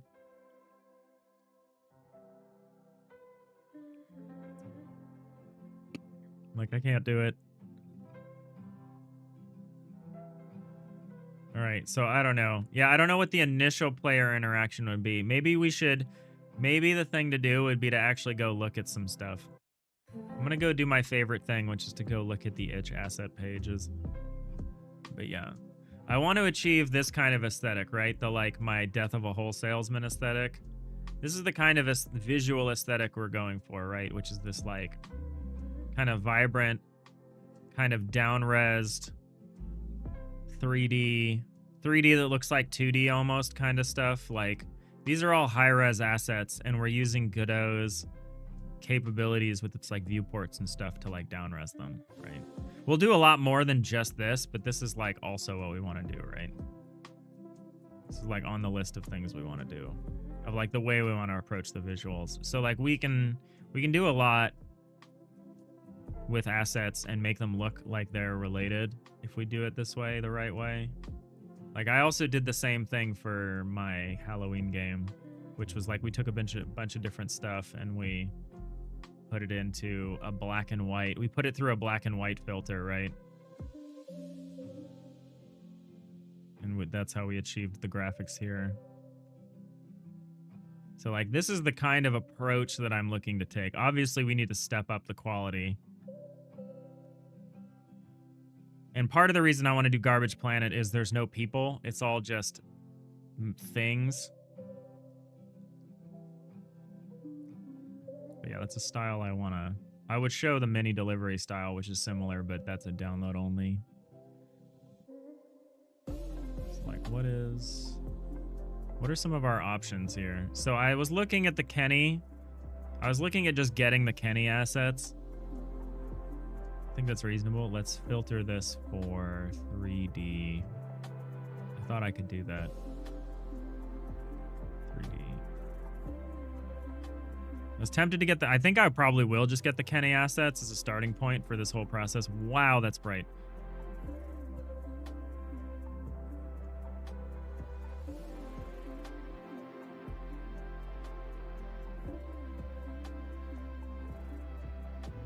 Garbage and Wally's.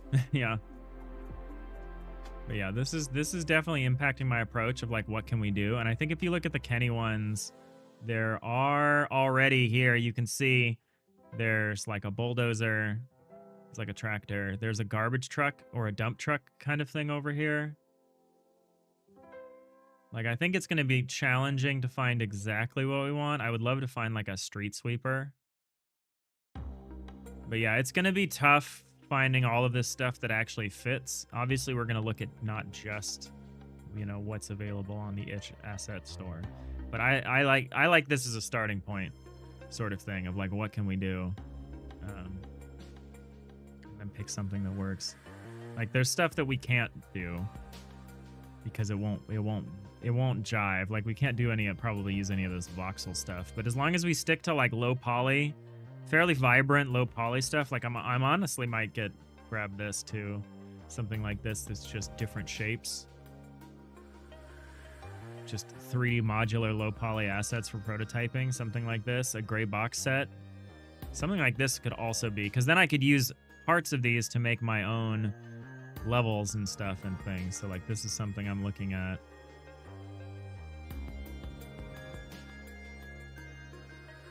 Looking at a few of these different things, right?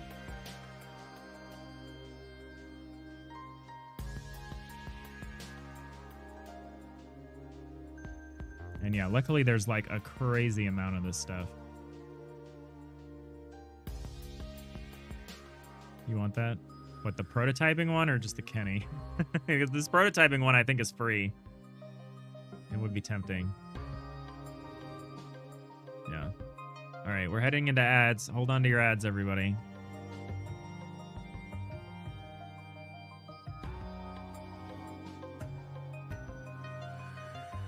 I was also wondering what like my limitations are going to be around this prototyping process. Like, are we going to try to make anything first person?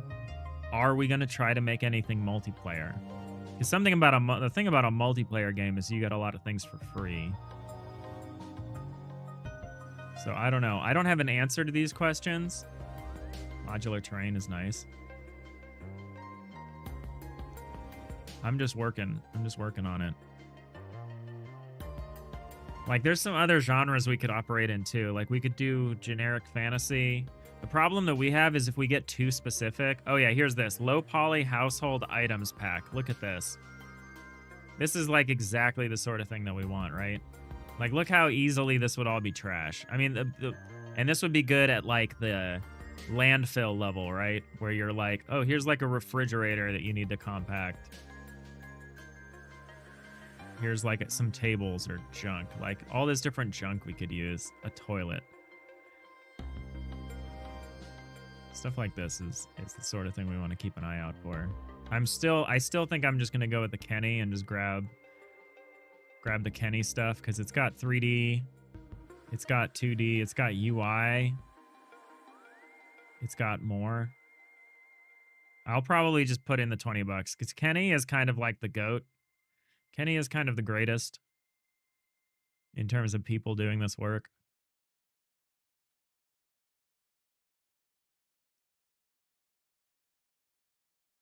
But yeah, there's lots of stuff. Low poly car pack. Like, yeah, is there a garbage truck in this? Maybe. Probably not. Nope. That's what we keep looking. We keep looking.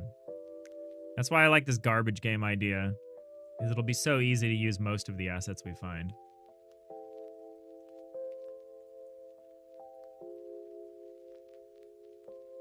And I'm not totally against making a game where I end up having to make a small number of assets, especially if they're like 2D. Not against that. I just need to have the idea. Why are all of the models and textures from Road to Vostok on here? I mean, that's super baller to do. Be like, here's all the assets from my game. This game has gotten a lot of attention lately. Cool. Friend swap is content for free, except the multiplayer part. Multiplayer isn't free. Multiplayer is pretty close to free in Godot. Multiplayer.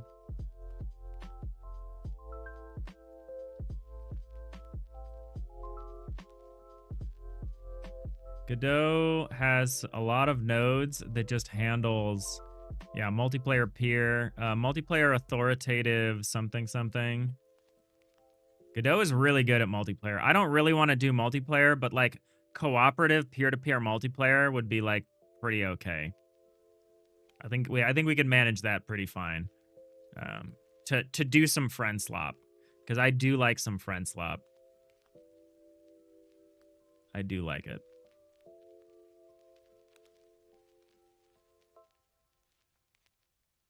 I don't have any ideas.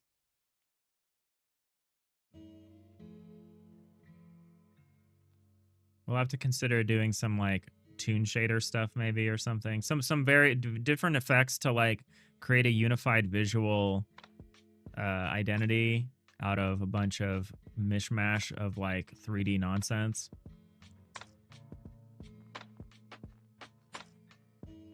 Here's like all the animals. All the animals you could ever need. You didn't know it's easy? It's not easy. I'm being a little cheeky, Void Blit. Multiplayer is not easy, but Godot makes it easier than it's ever been. If you don't care about competitiveness. Like if you're trying to make a competitive multiplayer game, you have to do a whole different thing. Like if you care about someone that's going to be like modifying game files and like cheating and stuff, like that's not easy. If you're trying to do like a matchmaking systems and blah blah blah blah blah, but if you're just doing like friend slop, lobby based cooperative gameplay, it's not easy, but it's easier than it used to be. That's for sure. That's for sure. It's definitely not free.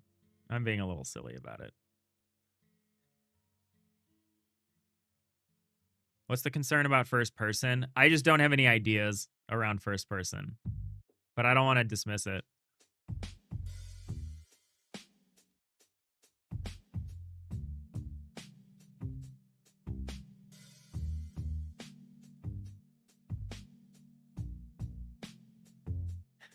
You want to make your map editor multiplayer? God.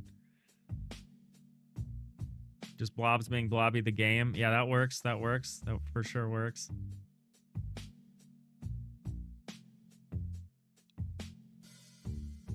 You're probably just throwing a $quadrillion idea away, Jacob, but you could make a friend incremental. That could be fun. I don't know what that would be. I think that would be in danger of making a single player game that just happened to have multiple characters that happen to have multiple players.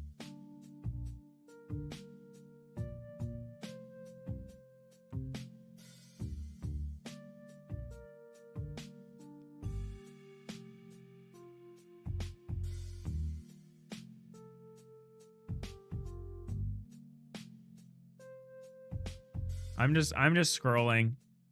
I don't have a strong idea of what to do next. I am so off the deep end in terms of like what I'm comfortable with. There's also a horror game. That's one that people say is like really good to make, horror games. I like horror games. I don't know if I could make one.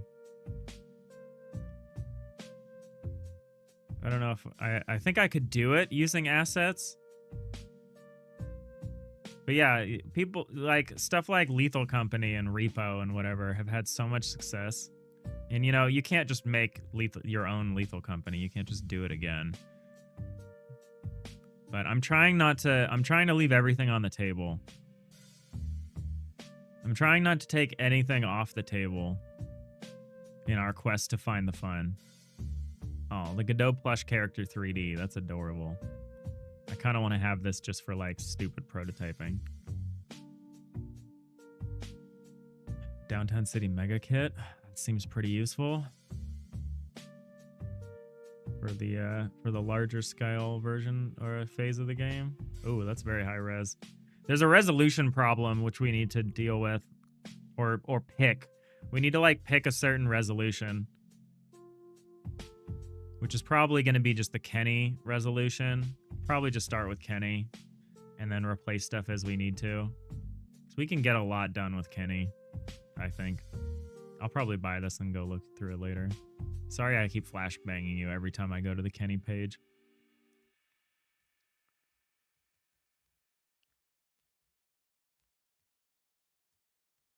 Godot 3D pixel art starter kit. That's neat. That seems neat. I think it would be cool to make like a crazy board game kind of thing. Like I know people keep making like chess games and stuff. I have an idea for a Go game. Go like Gobon, like Baduk, like the board game Go. I have an idea for a Go game where you get different you start to unlock different pieces. Different Go pieces with different characteristics. But I'm a little worried that nobody plays Go.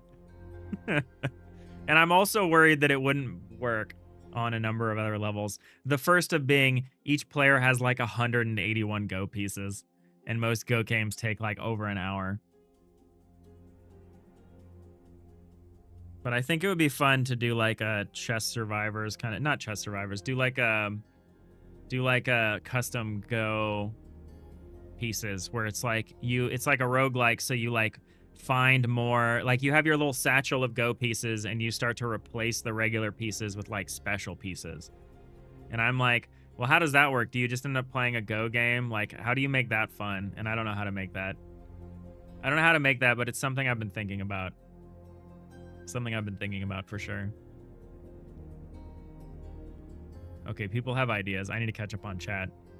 I'm being a bad host here. You build a trash tower out of new friends you meet in the game. Oh yeah, definitely. LSG, you think a lot of systems-based management games would call for first person, but a lot of them would also work with a god cam. Yeah, I think a simulation game calls for first person. I think management games call for god camera. Because like a simulation game is a game where you do the thing that's occurring, and a management game is a game where you like press a button and then the thing gets done, right? I kill noobs. You heard it that if your game is on Steam, you can use their backend for multiplayer. Also true. There's a lot of stuff you can do with the Steam backend for modding, for multiplayer stuff. There's a lot of stuff you can do. There's this whole thing where if you program LAN, if you program local multiplayer, you can use part of the Steam backend to do remote local multiplayer.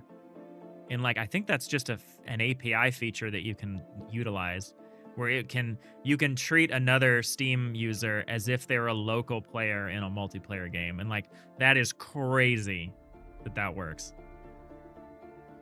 Nanigans, in all honesty, you don't think it would take more than a week or so at most to make your map editor multiplayer? I like that we're seriously considering making your map editor multiplayer. It's so funny. Pretty content bound though. Yeah. Horror games are pretty content bound in terms of level design and like scripted content and stuff. And I don't have a lot of ideas around that.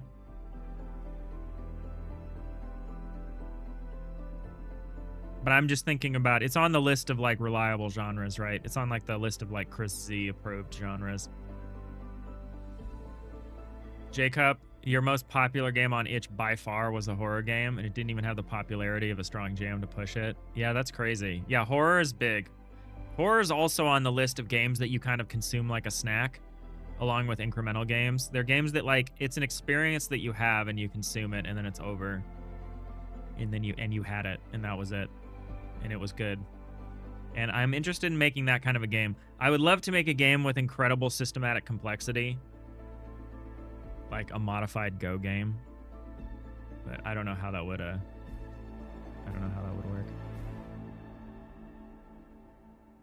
Funk, just put some rigid body components in, try pushing them around, and try doing a collection mode to see how it feels at this point. Yeah, that's practically what I should do. I'll probably work on that today. Probably a bit on stream here, and then probably a bit off stream. Voidblit, the formula that always wins is to take some game from Game Boy and make a new version of it. Is that true? What's a good example of that? LSG, you think something like Supermarket Simulator blurs the line a bit? Starts out as a sim game, but becomes a management game once you hire staff. That's probably true. I haven't played that. It's also not the case that you know, can only do one and not the other. I've just heard it explained to me as a simulation game, which I don't love, and I don't feel like that's how the genre is represented on Steam. Like, I don't think Steam has that distinction, but a lot of people have been talking about that distinction.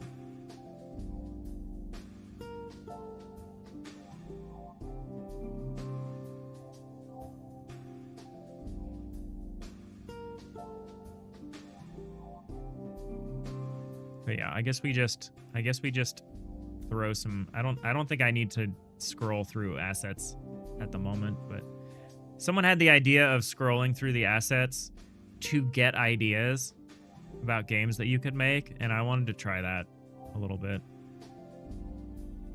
I kind of like these car designs. They're super janky. There's buses.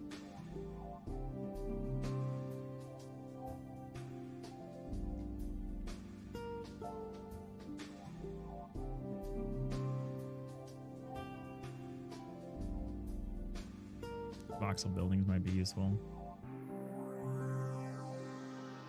But yeah, I'm just like trying to think of as many things as possible. And I think Garbage Planet could be quite fun.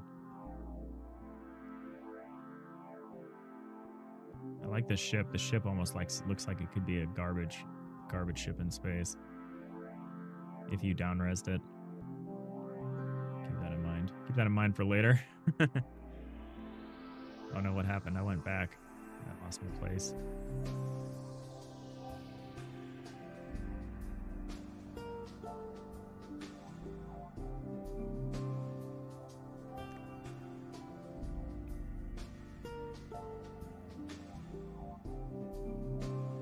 But yeah, I guess what we should do is we should just make a bunch of cubes and spheres and stuff and turn Rigid Body on and then try to figure out what the mechanism of our interaction with that would be. I would really need to find some kind of magnetic crane. Ooh, everything library furnishings. It's by David. We like David. Oh, is this from the game Everything? Yeah. This would be a great source of just random shit.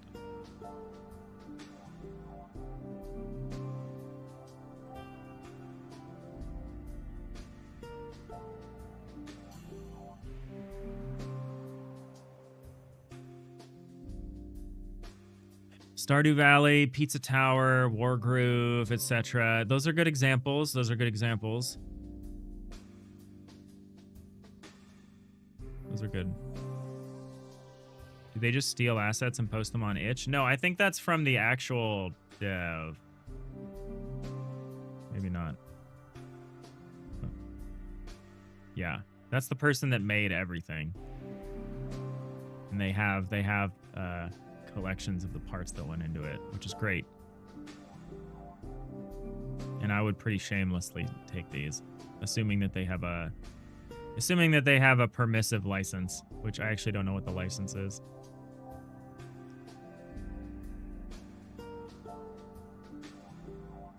Creative Commons Attribution 4.0. Yeah, stuff like that's great.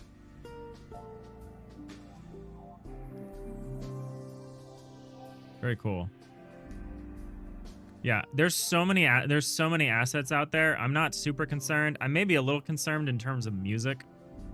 I think it's gonna be hard finding a good soundtrack. But I think depending on what we're doing, there's options for that.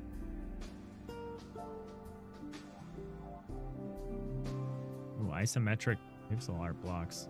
That's tempting.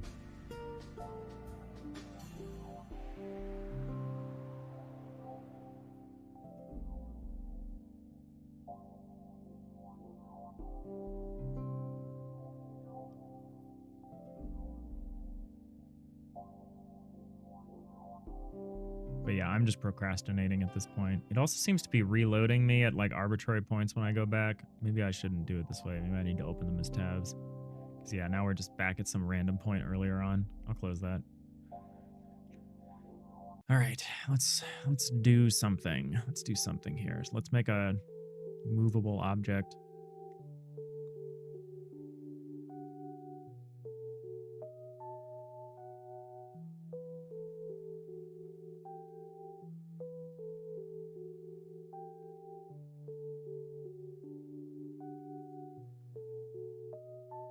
We'll make it in here, and then we'll probably branch it off as a scene.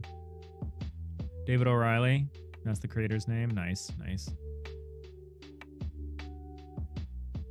Funk, your most popular game was a remake of the face modifying feature from Super Mario 64. Oh god, I remember that feature.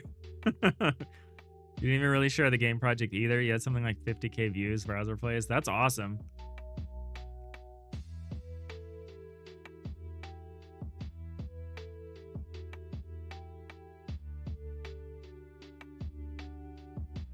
Yeah, Vostok Dev is based. Yeah, it was cool. The Vostok Dev seems cool. The fact that they put all their assets up on there is great. The fact that they switched from Unity to Godot, love it. You love to see it.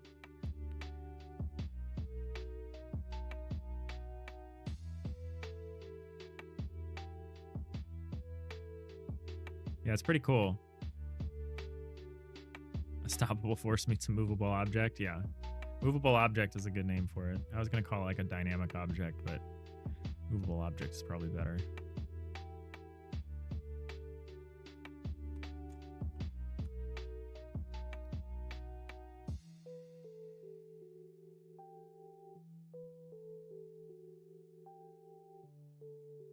A movable object would have some kind of physics existence. It would have a mesh instance, maybe a multi-mesh instance even. It would have a collision shape. Well, it would have a rigid body.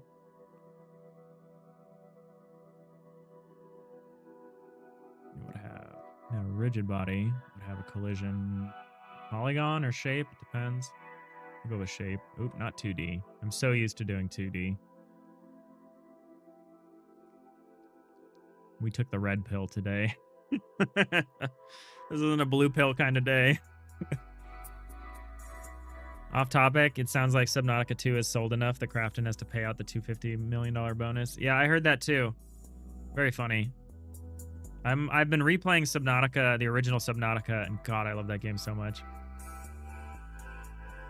I haven't played it since this. I haven't played it in the last few days, but I should soon.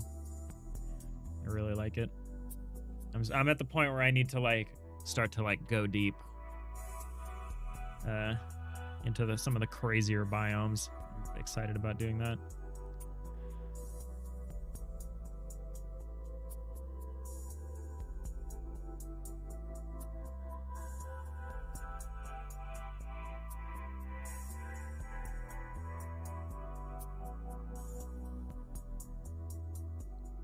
We'll probably make a few different versions of this moving object.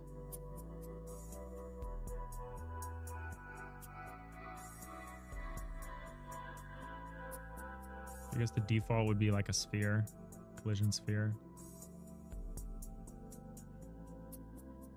I'm gonna save this branch as a scene called a movable object.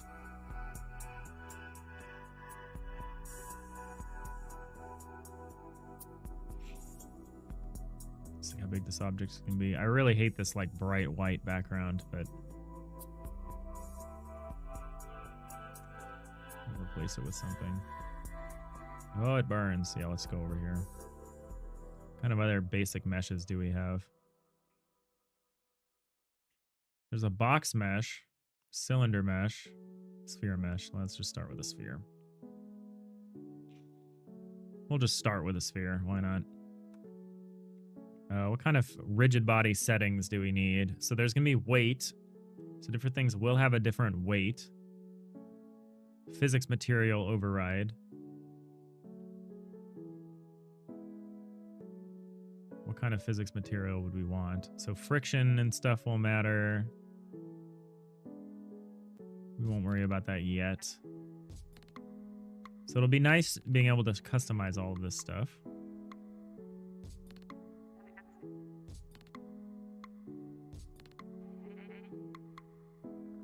I haven't done a lot of physics stuff in Godot.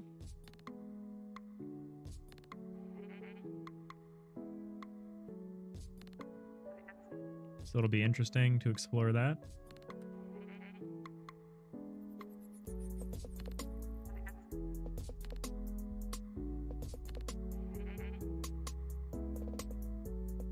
Need to do some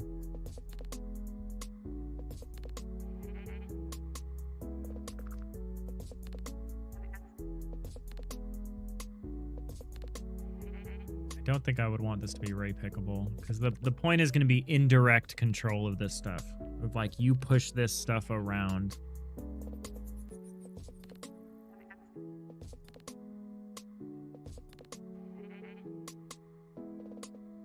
So to do that, your cursor is going to need to have like a physical presence. I think what I'll do is I'll create like a kind of cylinder shape that I treat as kind of like a magnetic crane thing.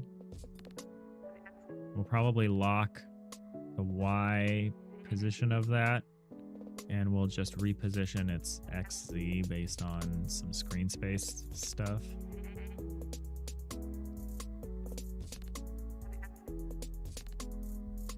Should be fine. Drop down. Why require an extra click? Oh, off-topic question for anyone. If you have resume and quit buttons next to each other, which would you put on the right, left? Mouse controls, by the way.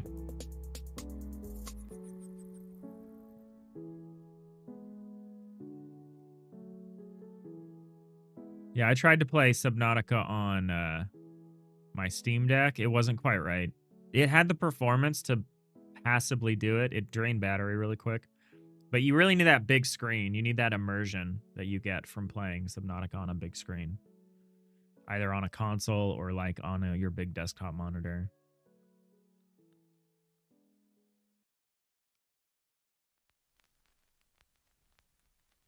Quit on the left, resume on the right. I would be tempted to agree with that. I kill noobs. In the same way that, like, if you have yes, no, I think people are more likely to mindlessly click the button on the right. And so you want the button that actually performs like you want the button to commit to be the harder one to get to, right? So yeah, I think resume would be your default, which would be the one on the right, and then quit would be the one that's less likely to be accidentally clicked, so that would be on the left, but I don't know. That's just my instinct as well. I've never read a Celia Hodent book. I don't know how a UI actually works. Nothing against Celia Hodent. I think she's actually a luminary of the game space. I'm just saying I don't like UI. Alright, so we've got our silly. So how does this work even? Like if I put this up here, is this just going to be under gravity? Will this just already fall? No. So how do I make this under gravity? Rigid body, gravity scale 1.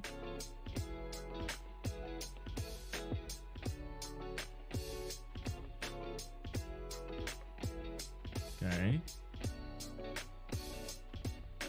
Process, inherit, project, physics, common, no, 3D, default gravity vector. Yeah, that seems fine. Ooh, can I control the scene traversal? Oh, I don't think that does what I think it does. Okay, initial question then. Why doesn't this fall?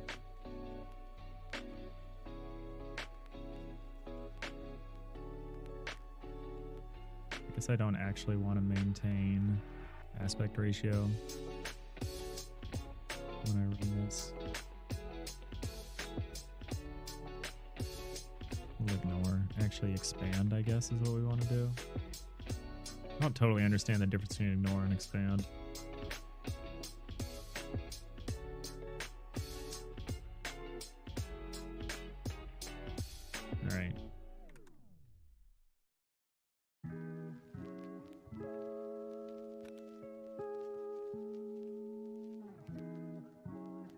This computer has this thing where all of my USB devices like stop working for a second. It's mildly confusing.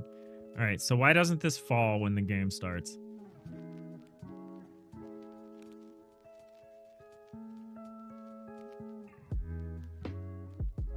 Did I do this wrong? Should the rigid body be actually, should this be a rigid body? Is the mistake to have this node be the outer thing? Should it be this way instead?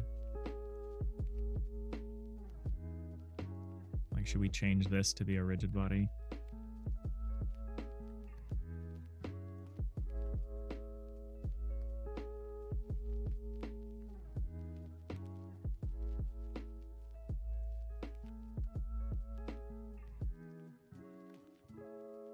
Will this work? Yeah.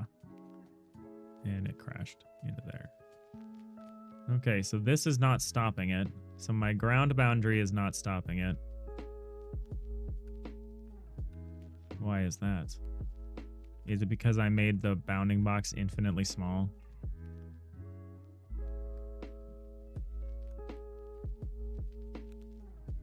Oh, it's because it's an area. It just hits the area and doesn't stop. This can't be an area. This also needs to be maybe a rigid body. Maybe.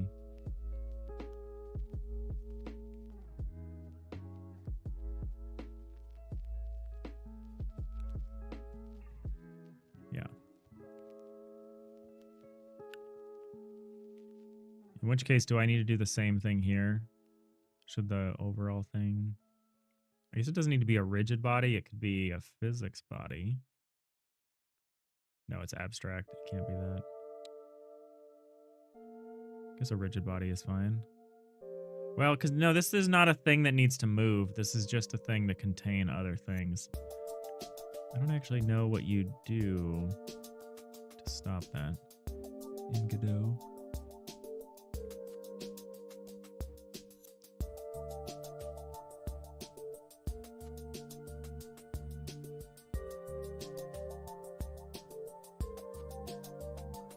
There's like a static. There's a static body. Okay, that's it. It wasn't showing up. I was like, I swear there's something. So what I want to do is do this, and then maybe do it like this. Actually, what I want to do is I'm gonna make this a static body.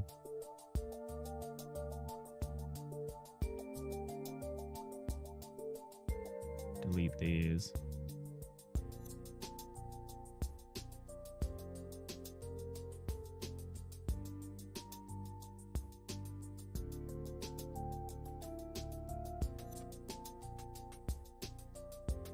This should work. So this should fall and stop. Yep, great. Okay. Basically sorted. Node here. Boundaries.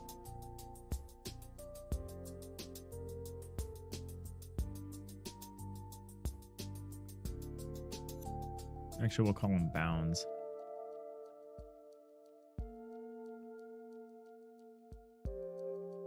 Bounds or something. Throw these in here just so I don't have to look at them all the time. So make them not clickable.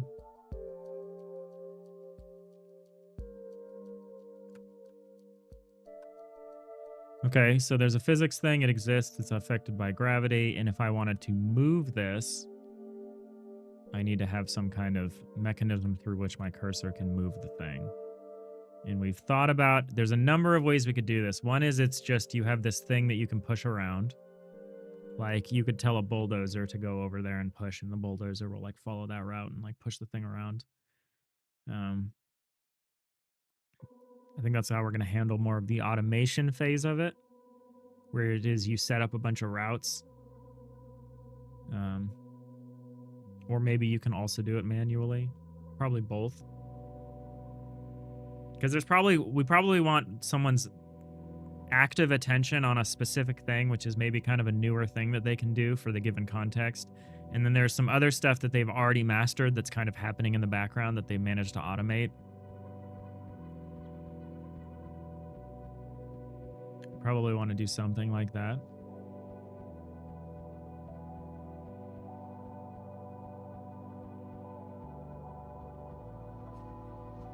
There's papers on this stuff about expected precedence of UI buttons. Yeah, I'm sure there are. That would be a good thing to look at. Okay, so we got this. I'm going to turn the directional light brightness down. There we go. Hurt my eyes a little bit less. Okay, so we're under physics. We make more of these.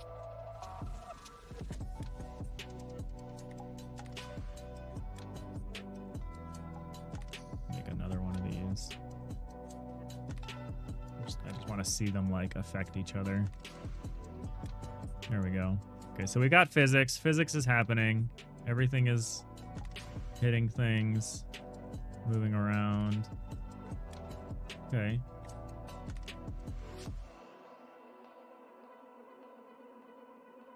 I kind of want to see if I can find like a magnetic crane sort of deal. I guess we could fake a magnetic crane with a cylinder pretty easily, which is what I should do to start probably. I can look for stuff later. Low poly samurai, that's cool. Oh, hands. First person hands. Well, if I want to make a first person game, at least here are some hands, some arms. That's neat.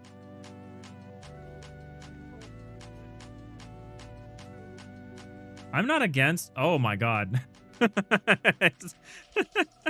This is good. We gotta watch this again. There's like a finger bang animation here that does not end the way you expect it to. Yeah. Oh, it's like a finger bang misfire. That's good.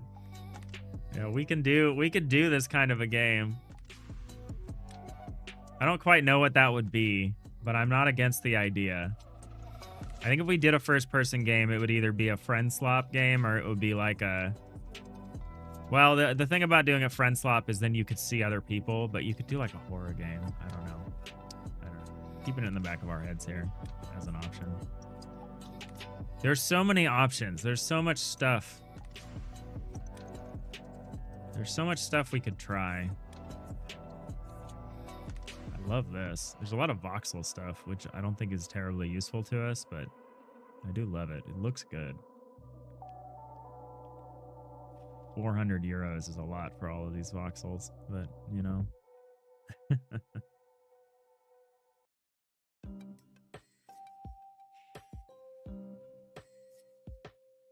All right. Stay focused, Dave. So I think the first thing we'll implement is like the magnetic... The kind of magnet. The kind of magnet thing. Which will just be kind of like a localized gravity effect, I guess.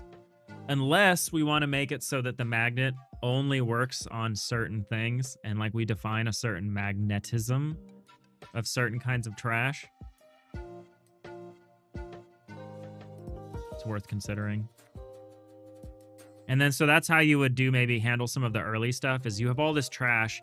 Maybe your little bulldozers or whatever that you have can only push certain things. Like if a bulldozer hits a car, it's going to have like a hard time or something.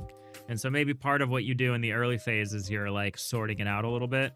So you use your magnet to pick up big things like cars and you drag those yourself over to like the compactor or something. That's an interesting idea.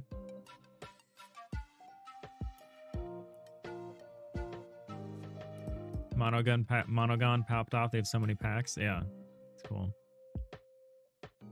Give them -1 to 1, so you have some things that repel and some things that attract. Yeah, I don't know about it repelling per se, but I do like the idea of it not necessarily working on everything.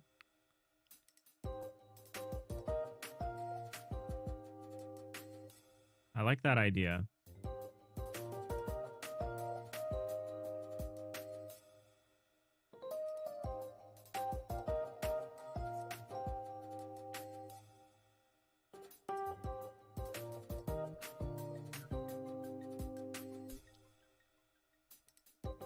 How would that work? Let's make a...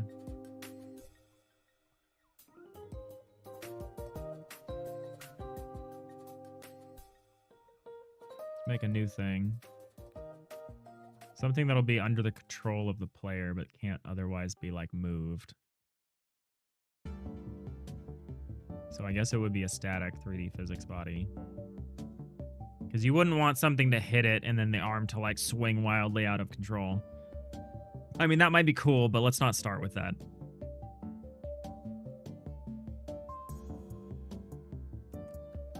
So let's add a collision shape. Let's add like a cylinder. And then let's add another primitive mesh. Just for prototyping here. Let's save this out. So we'll call this a...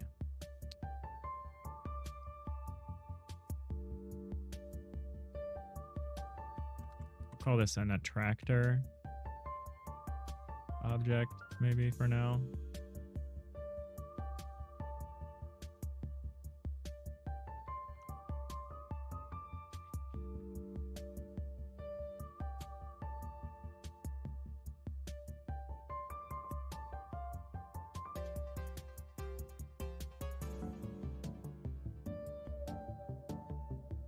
Maybe you had a nail gun that you can shoot at trash to make it magnetic. That's funny. That's funny. All right, let's add a cylinder mesh. This is not the size that I would like this to be.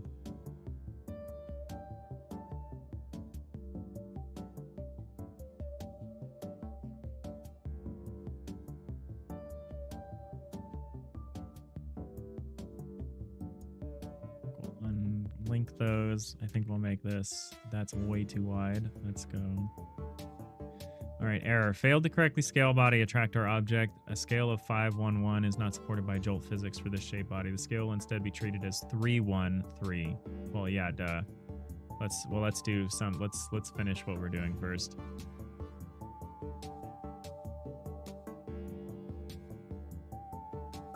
Five is probably too big, but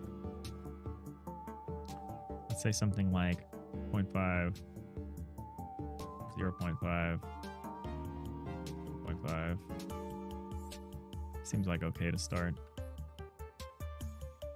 Okay, and so our idea, so why is this still upset with me? The non-uniform scale, this node will probably not function as expected. Please make it scale uniform. Change the size in children collision shapes instead. Okay, okay. Okay. We'll do that. It's just more annoying. I actually don't know if I can do that here, but we're going to try it. Actually, it's probably fine. 0.5. What? Oh, these are linked, right? There we go.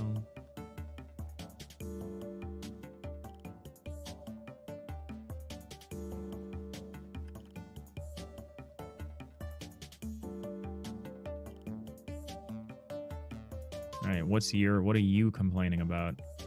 Please make it scale uniform and change the size of its shape resource instead. Okay.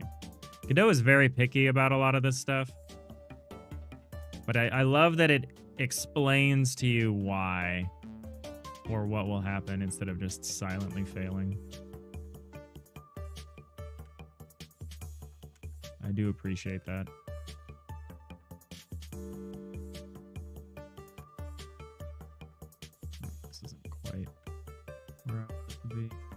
It's lined up there. Why can't I line it up down here?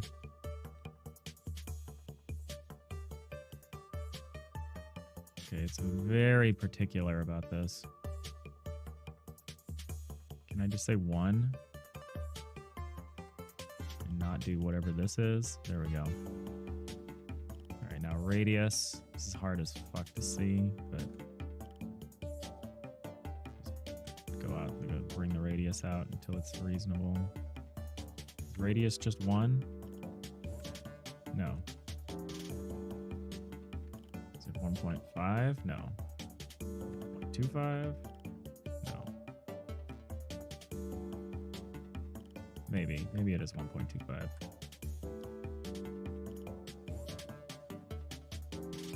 Okay. So we're going to use this as our kind of attractor object. It's going to be a stand-in for like a crane magnet.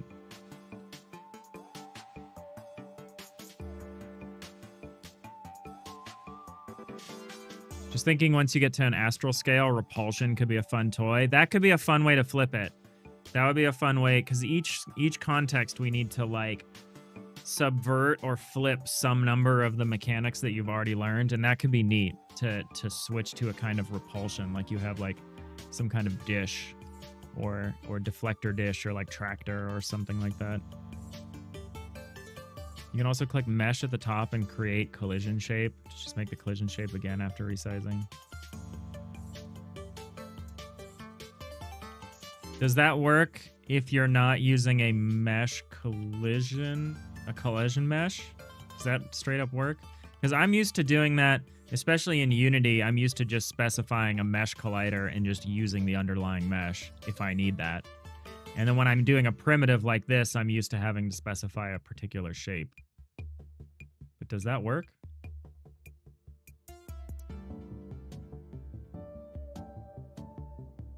Click mesh at the top. I don't know where that is. Shows how newbie I am about it. Mesh, this.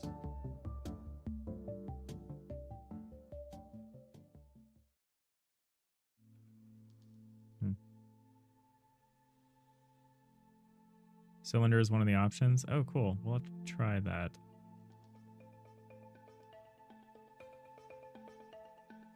It's neat.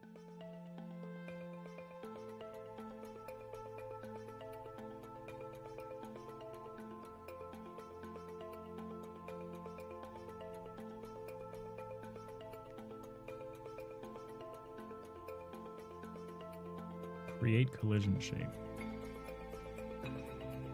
Oh, this thing? Create collision shape. Oh, look at that. Cool. Oh, there's also a create outline mesh. God damn. I wish I knew that.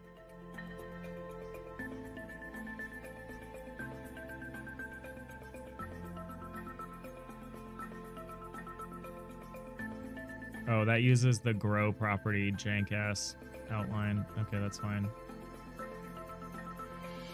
That's what we used for Death of a Whole Salesman anyway. Yeah, it's tough to find this button because this button only exists when you've selected a mesh. Otherwise, it's like not there. Which is fair, but I'm like looking for this button and I'm like, I don't see it.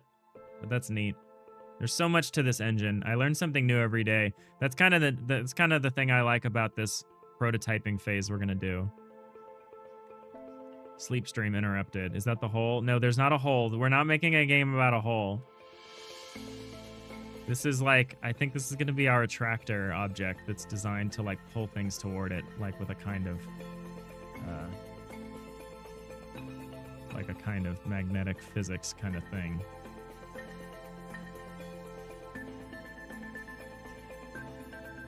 So I guess what I want to do is I want to see, so what happens when I load this? Can I actually see this on screen? No, it's out of screen.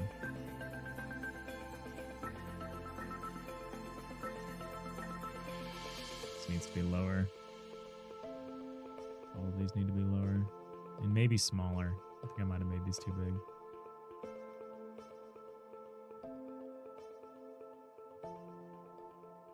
So we want to try to create this attractor object that pulls things up towards it. Okay, now is it on screen? No. Okay, now I'm just going to change the camera.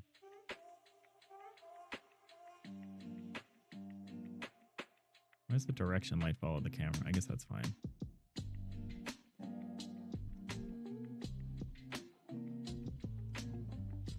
So what we're going to want is, we'll probably have some kind of area that surrounds this thing, that when something is in its area, it exerts like almost like an inverse gravity thing onto it, or it's kind of like its own gravity. And we can have it be material based, where it's like only magnetic things can be pulled up by this. We can get to that point. But I think for now, what we would want is we would need to define a range and then use the thing where it's like, if there's a rigid body in this range, we'll just apply a force to it based on the distance to it.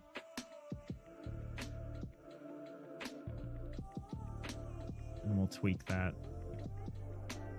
We'll see if that force builds up over time, or if it becomes like, or if it's like a static amount or something. I don't know, but we're gonna find out.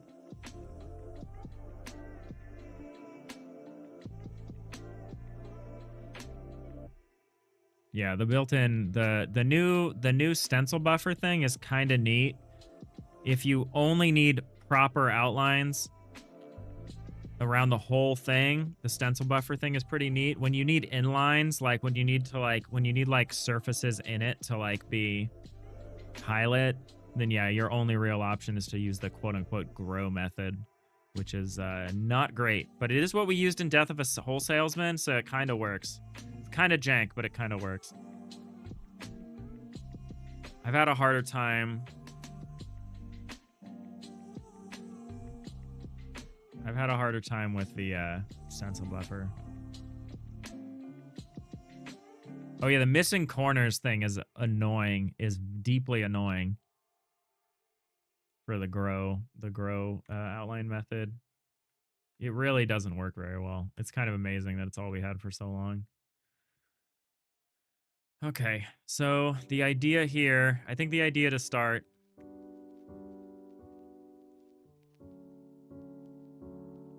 is to just move this around and, well, let's get it following the mouse, I guess would be a good start. Getting it to move towards the mouse.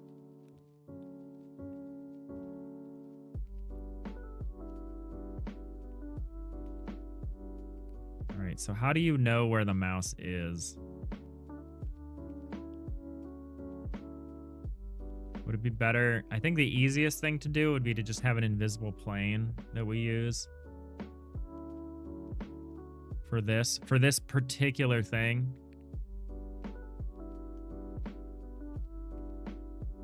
But that might not be necessary. We might be able to do something else.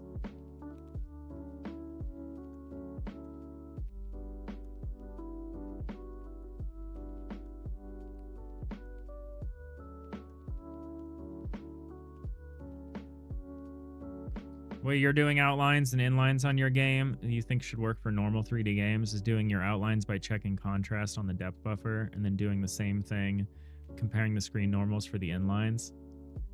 You just do that with a compositor shader that is tied to the camera, so if you want to mask it to specific objects, you can. Nice. Yeah, that sounds nice. All right, we're coming up on the 3-hour mark here. I gotta wrap it up here pretty quickly, pretty soon.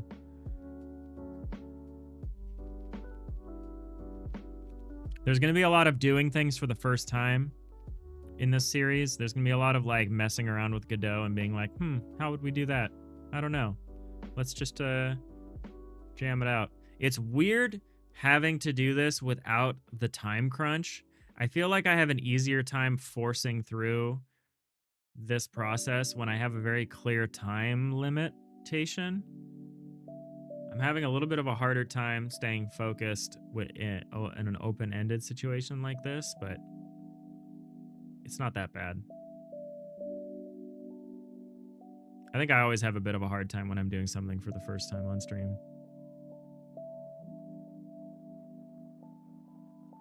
But it's not that bad. It's all right. We're finding the fun. That's what we're doing. That's what we're doing in this series. We're trying to find the fun.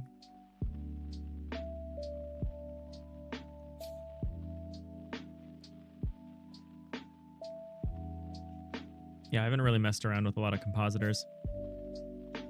Jacob, LDG Jam 4 is coming up. What is that? Little Doctor Games. 2 weeks. A bit over 2 weeks, 15 days, 2 hours, 14 minutes. Yeah, that's cool. That's cool. I think we are gonna wait for Solo Dev Jam. The Solo Dev Jam in July. That's only 6 weeks from now.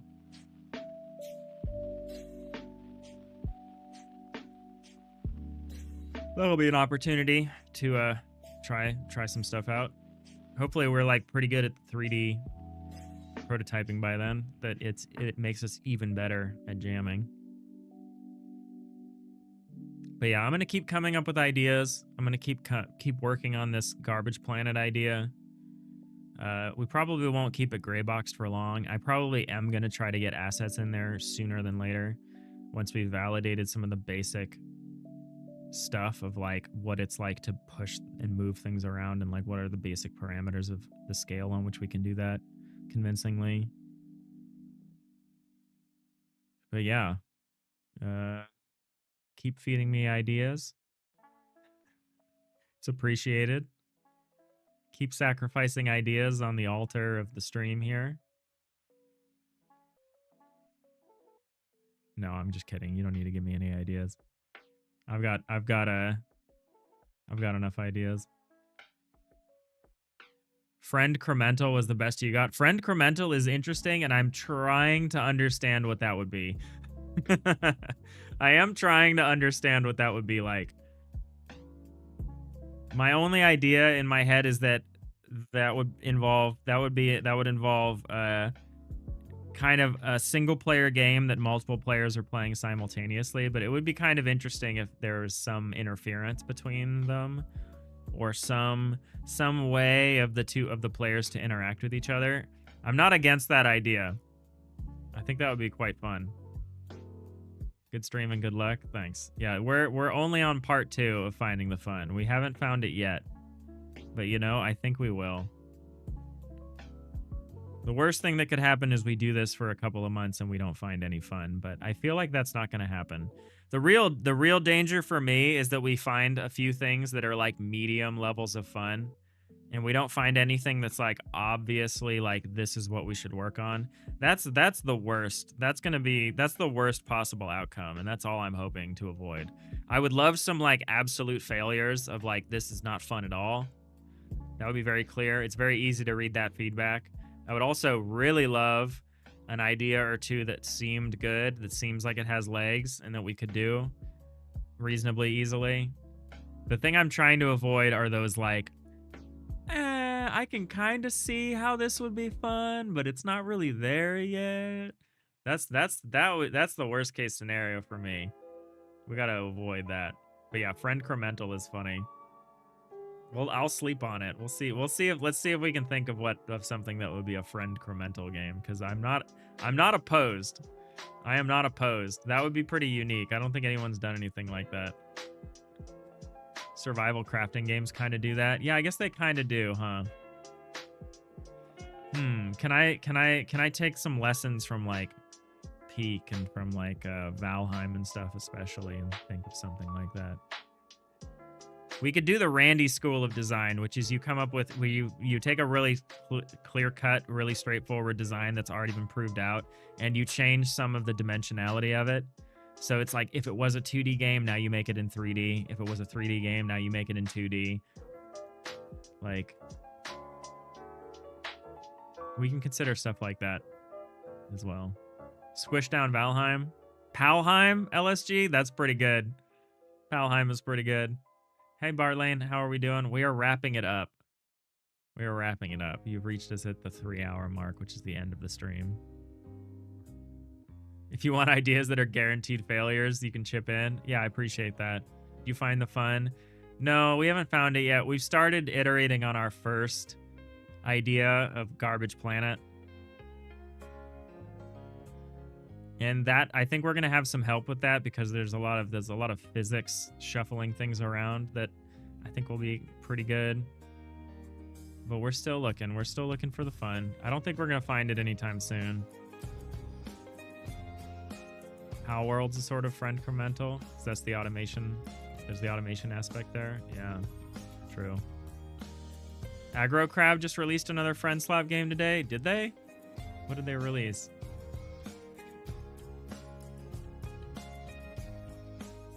Crash Out Crew. Is this it? We have a few minutes here. We might as well look at this.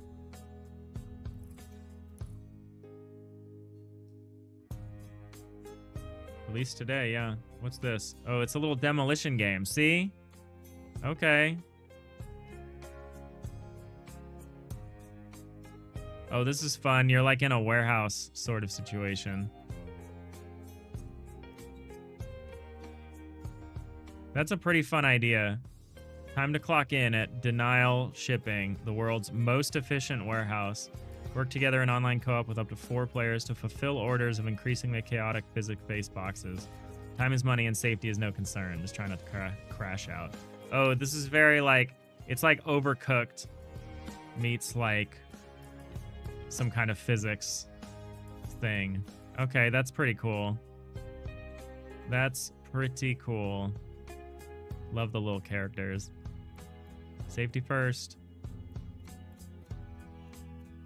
There's a boost. I like that.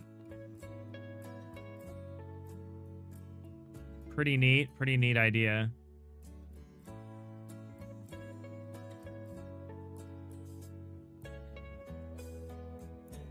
Okay, I like that. Is it gonna start on the Atlanta garbage patch? No, probably not to start. I would like to work up to that though. Oh, to make a game like this, Money Printer. Yeah, we'll see. It's already got 63 reviews, 96% of which are positive. It's pretty good. Yeah, the spin outs and everything.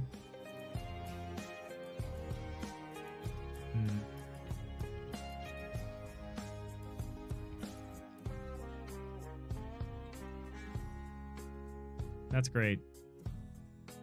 Yeah, we're looking for it. They found it. They found some fun. We're still looking. So I appreciate you all being kind of joining me in this weird process here. Polish jank. Yeah, I wouldn't mind. I wouldn't mind doing something like that. Just gotta figure it out. Thanks for the stream. Thank you for the stream, Jacob. Thanks for hanging out. It's y'all who make the stream. I'm just here.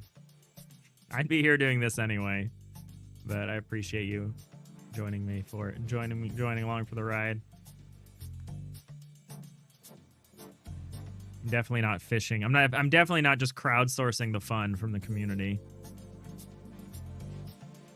Y'all was the fun all along. Yeah, it turns out that the fun was the friends we made along the way. We'll figure it out. We just got to keep relentlessly and ruthlessly just thinking up these ideas, thinking up some cash out, some nice little simple like sell out kind of game ideas that I can make.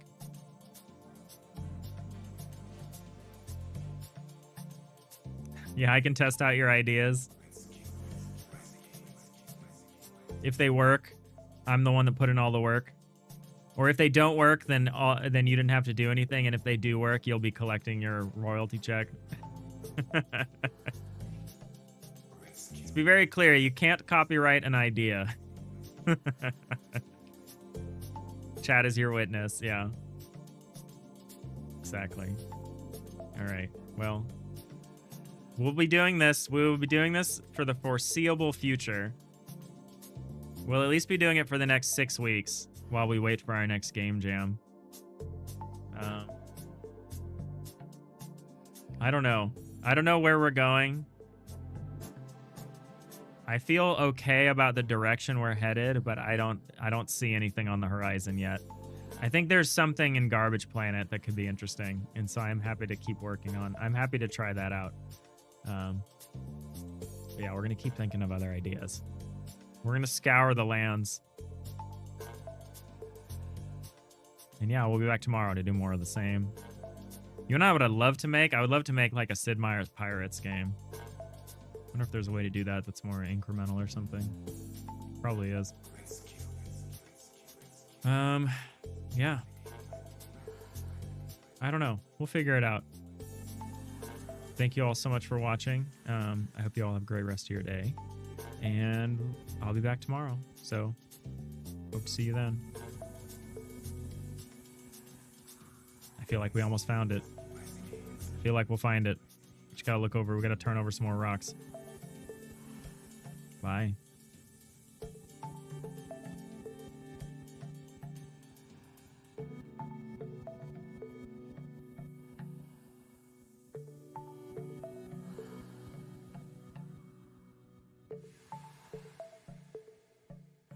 Maximum warp.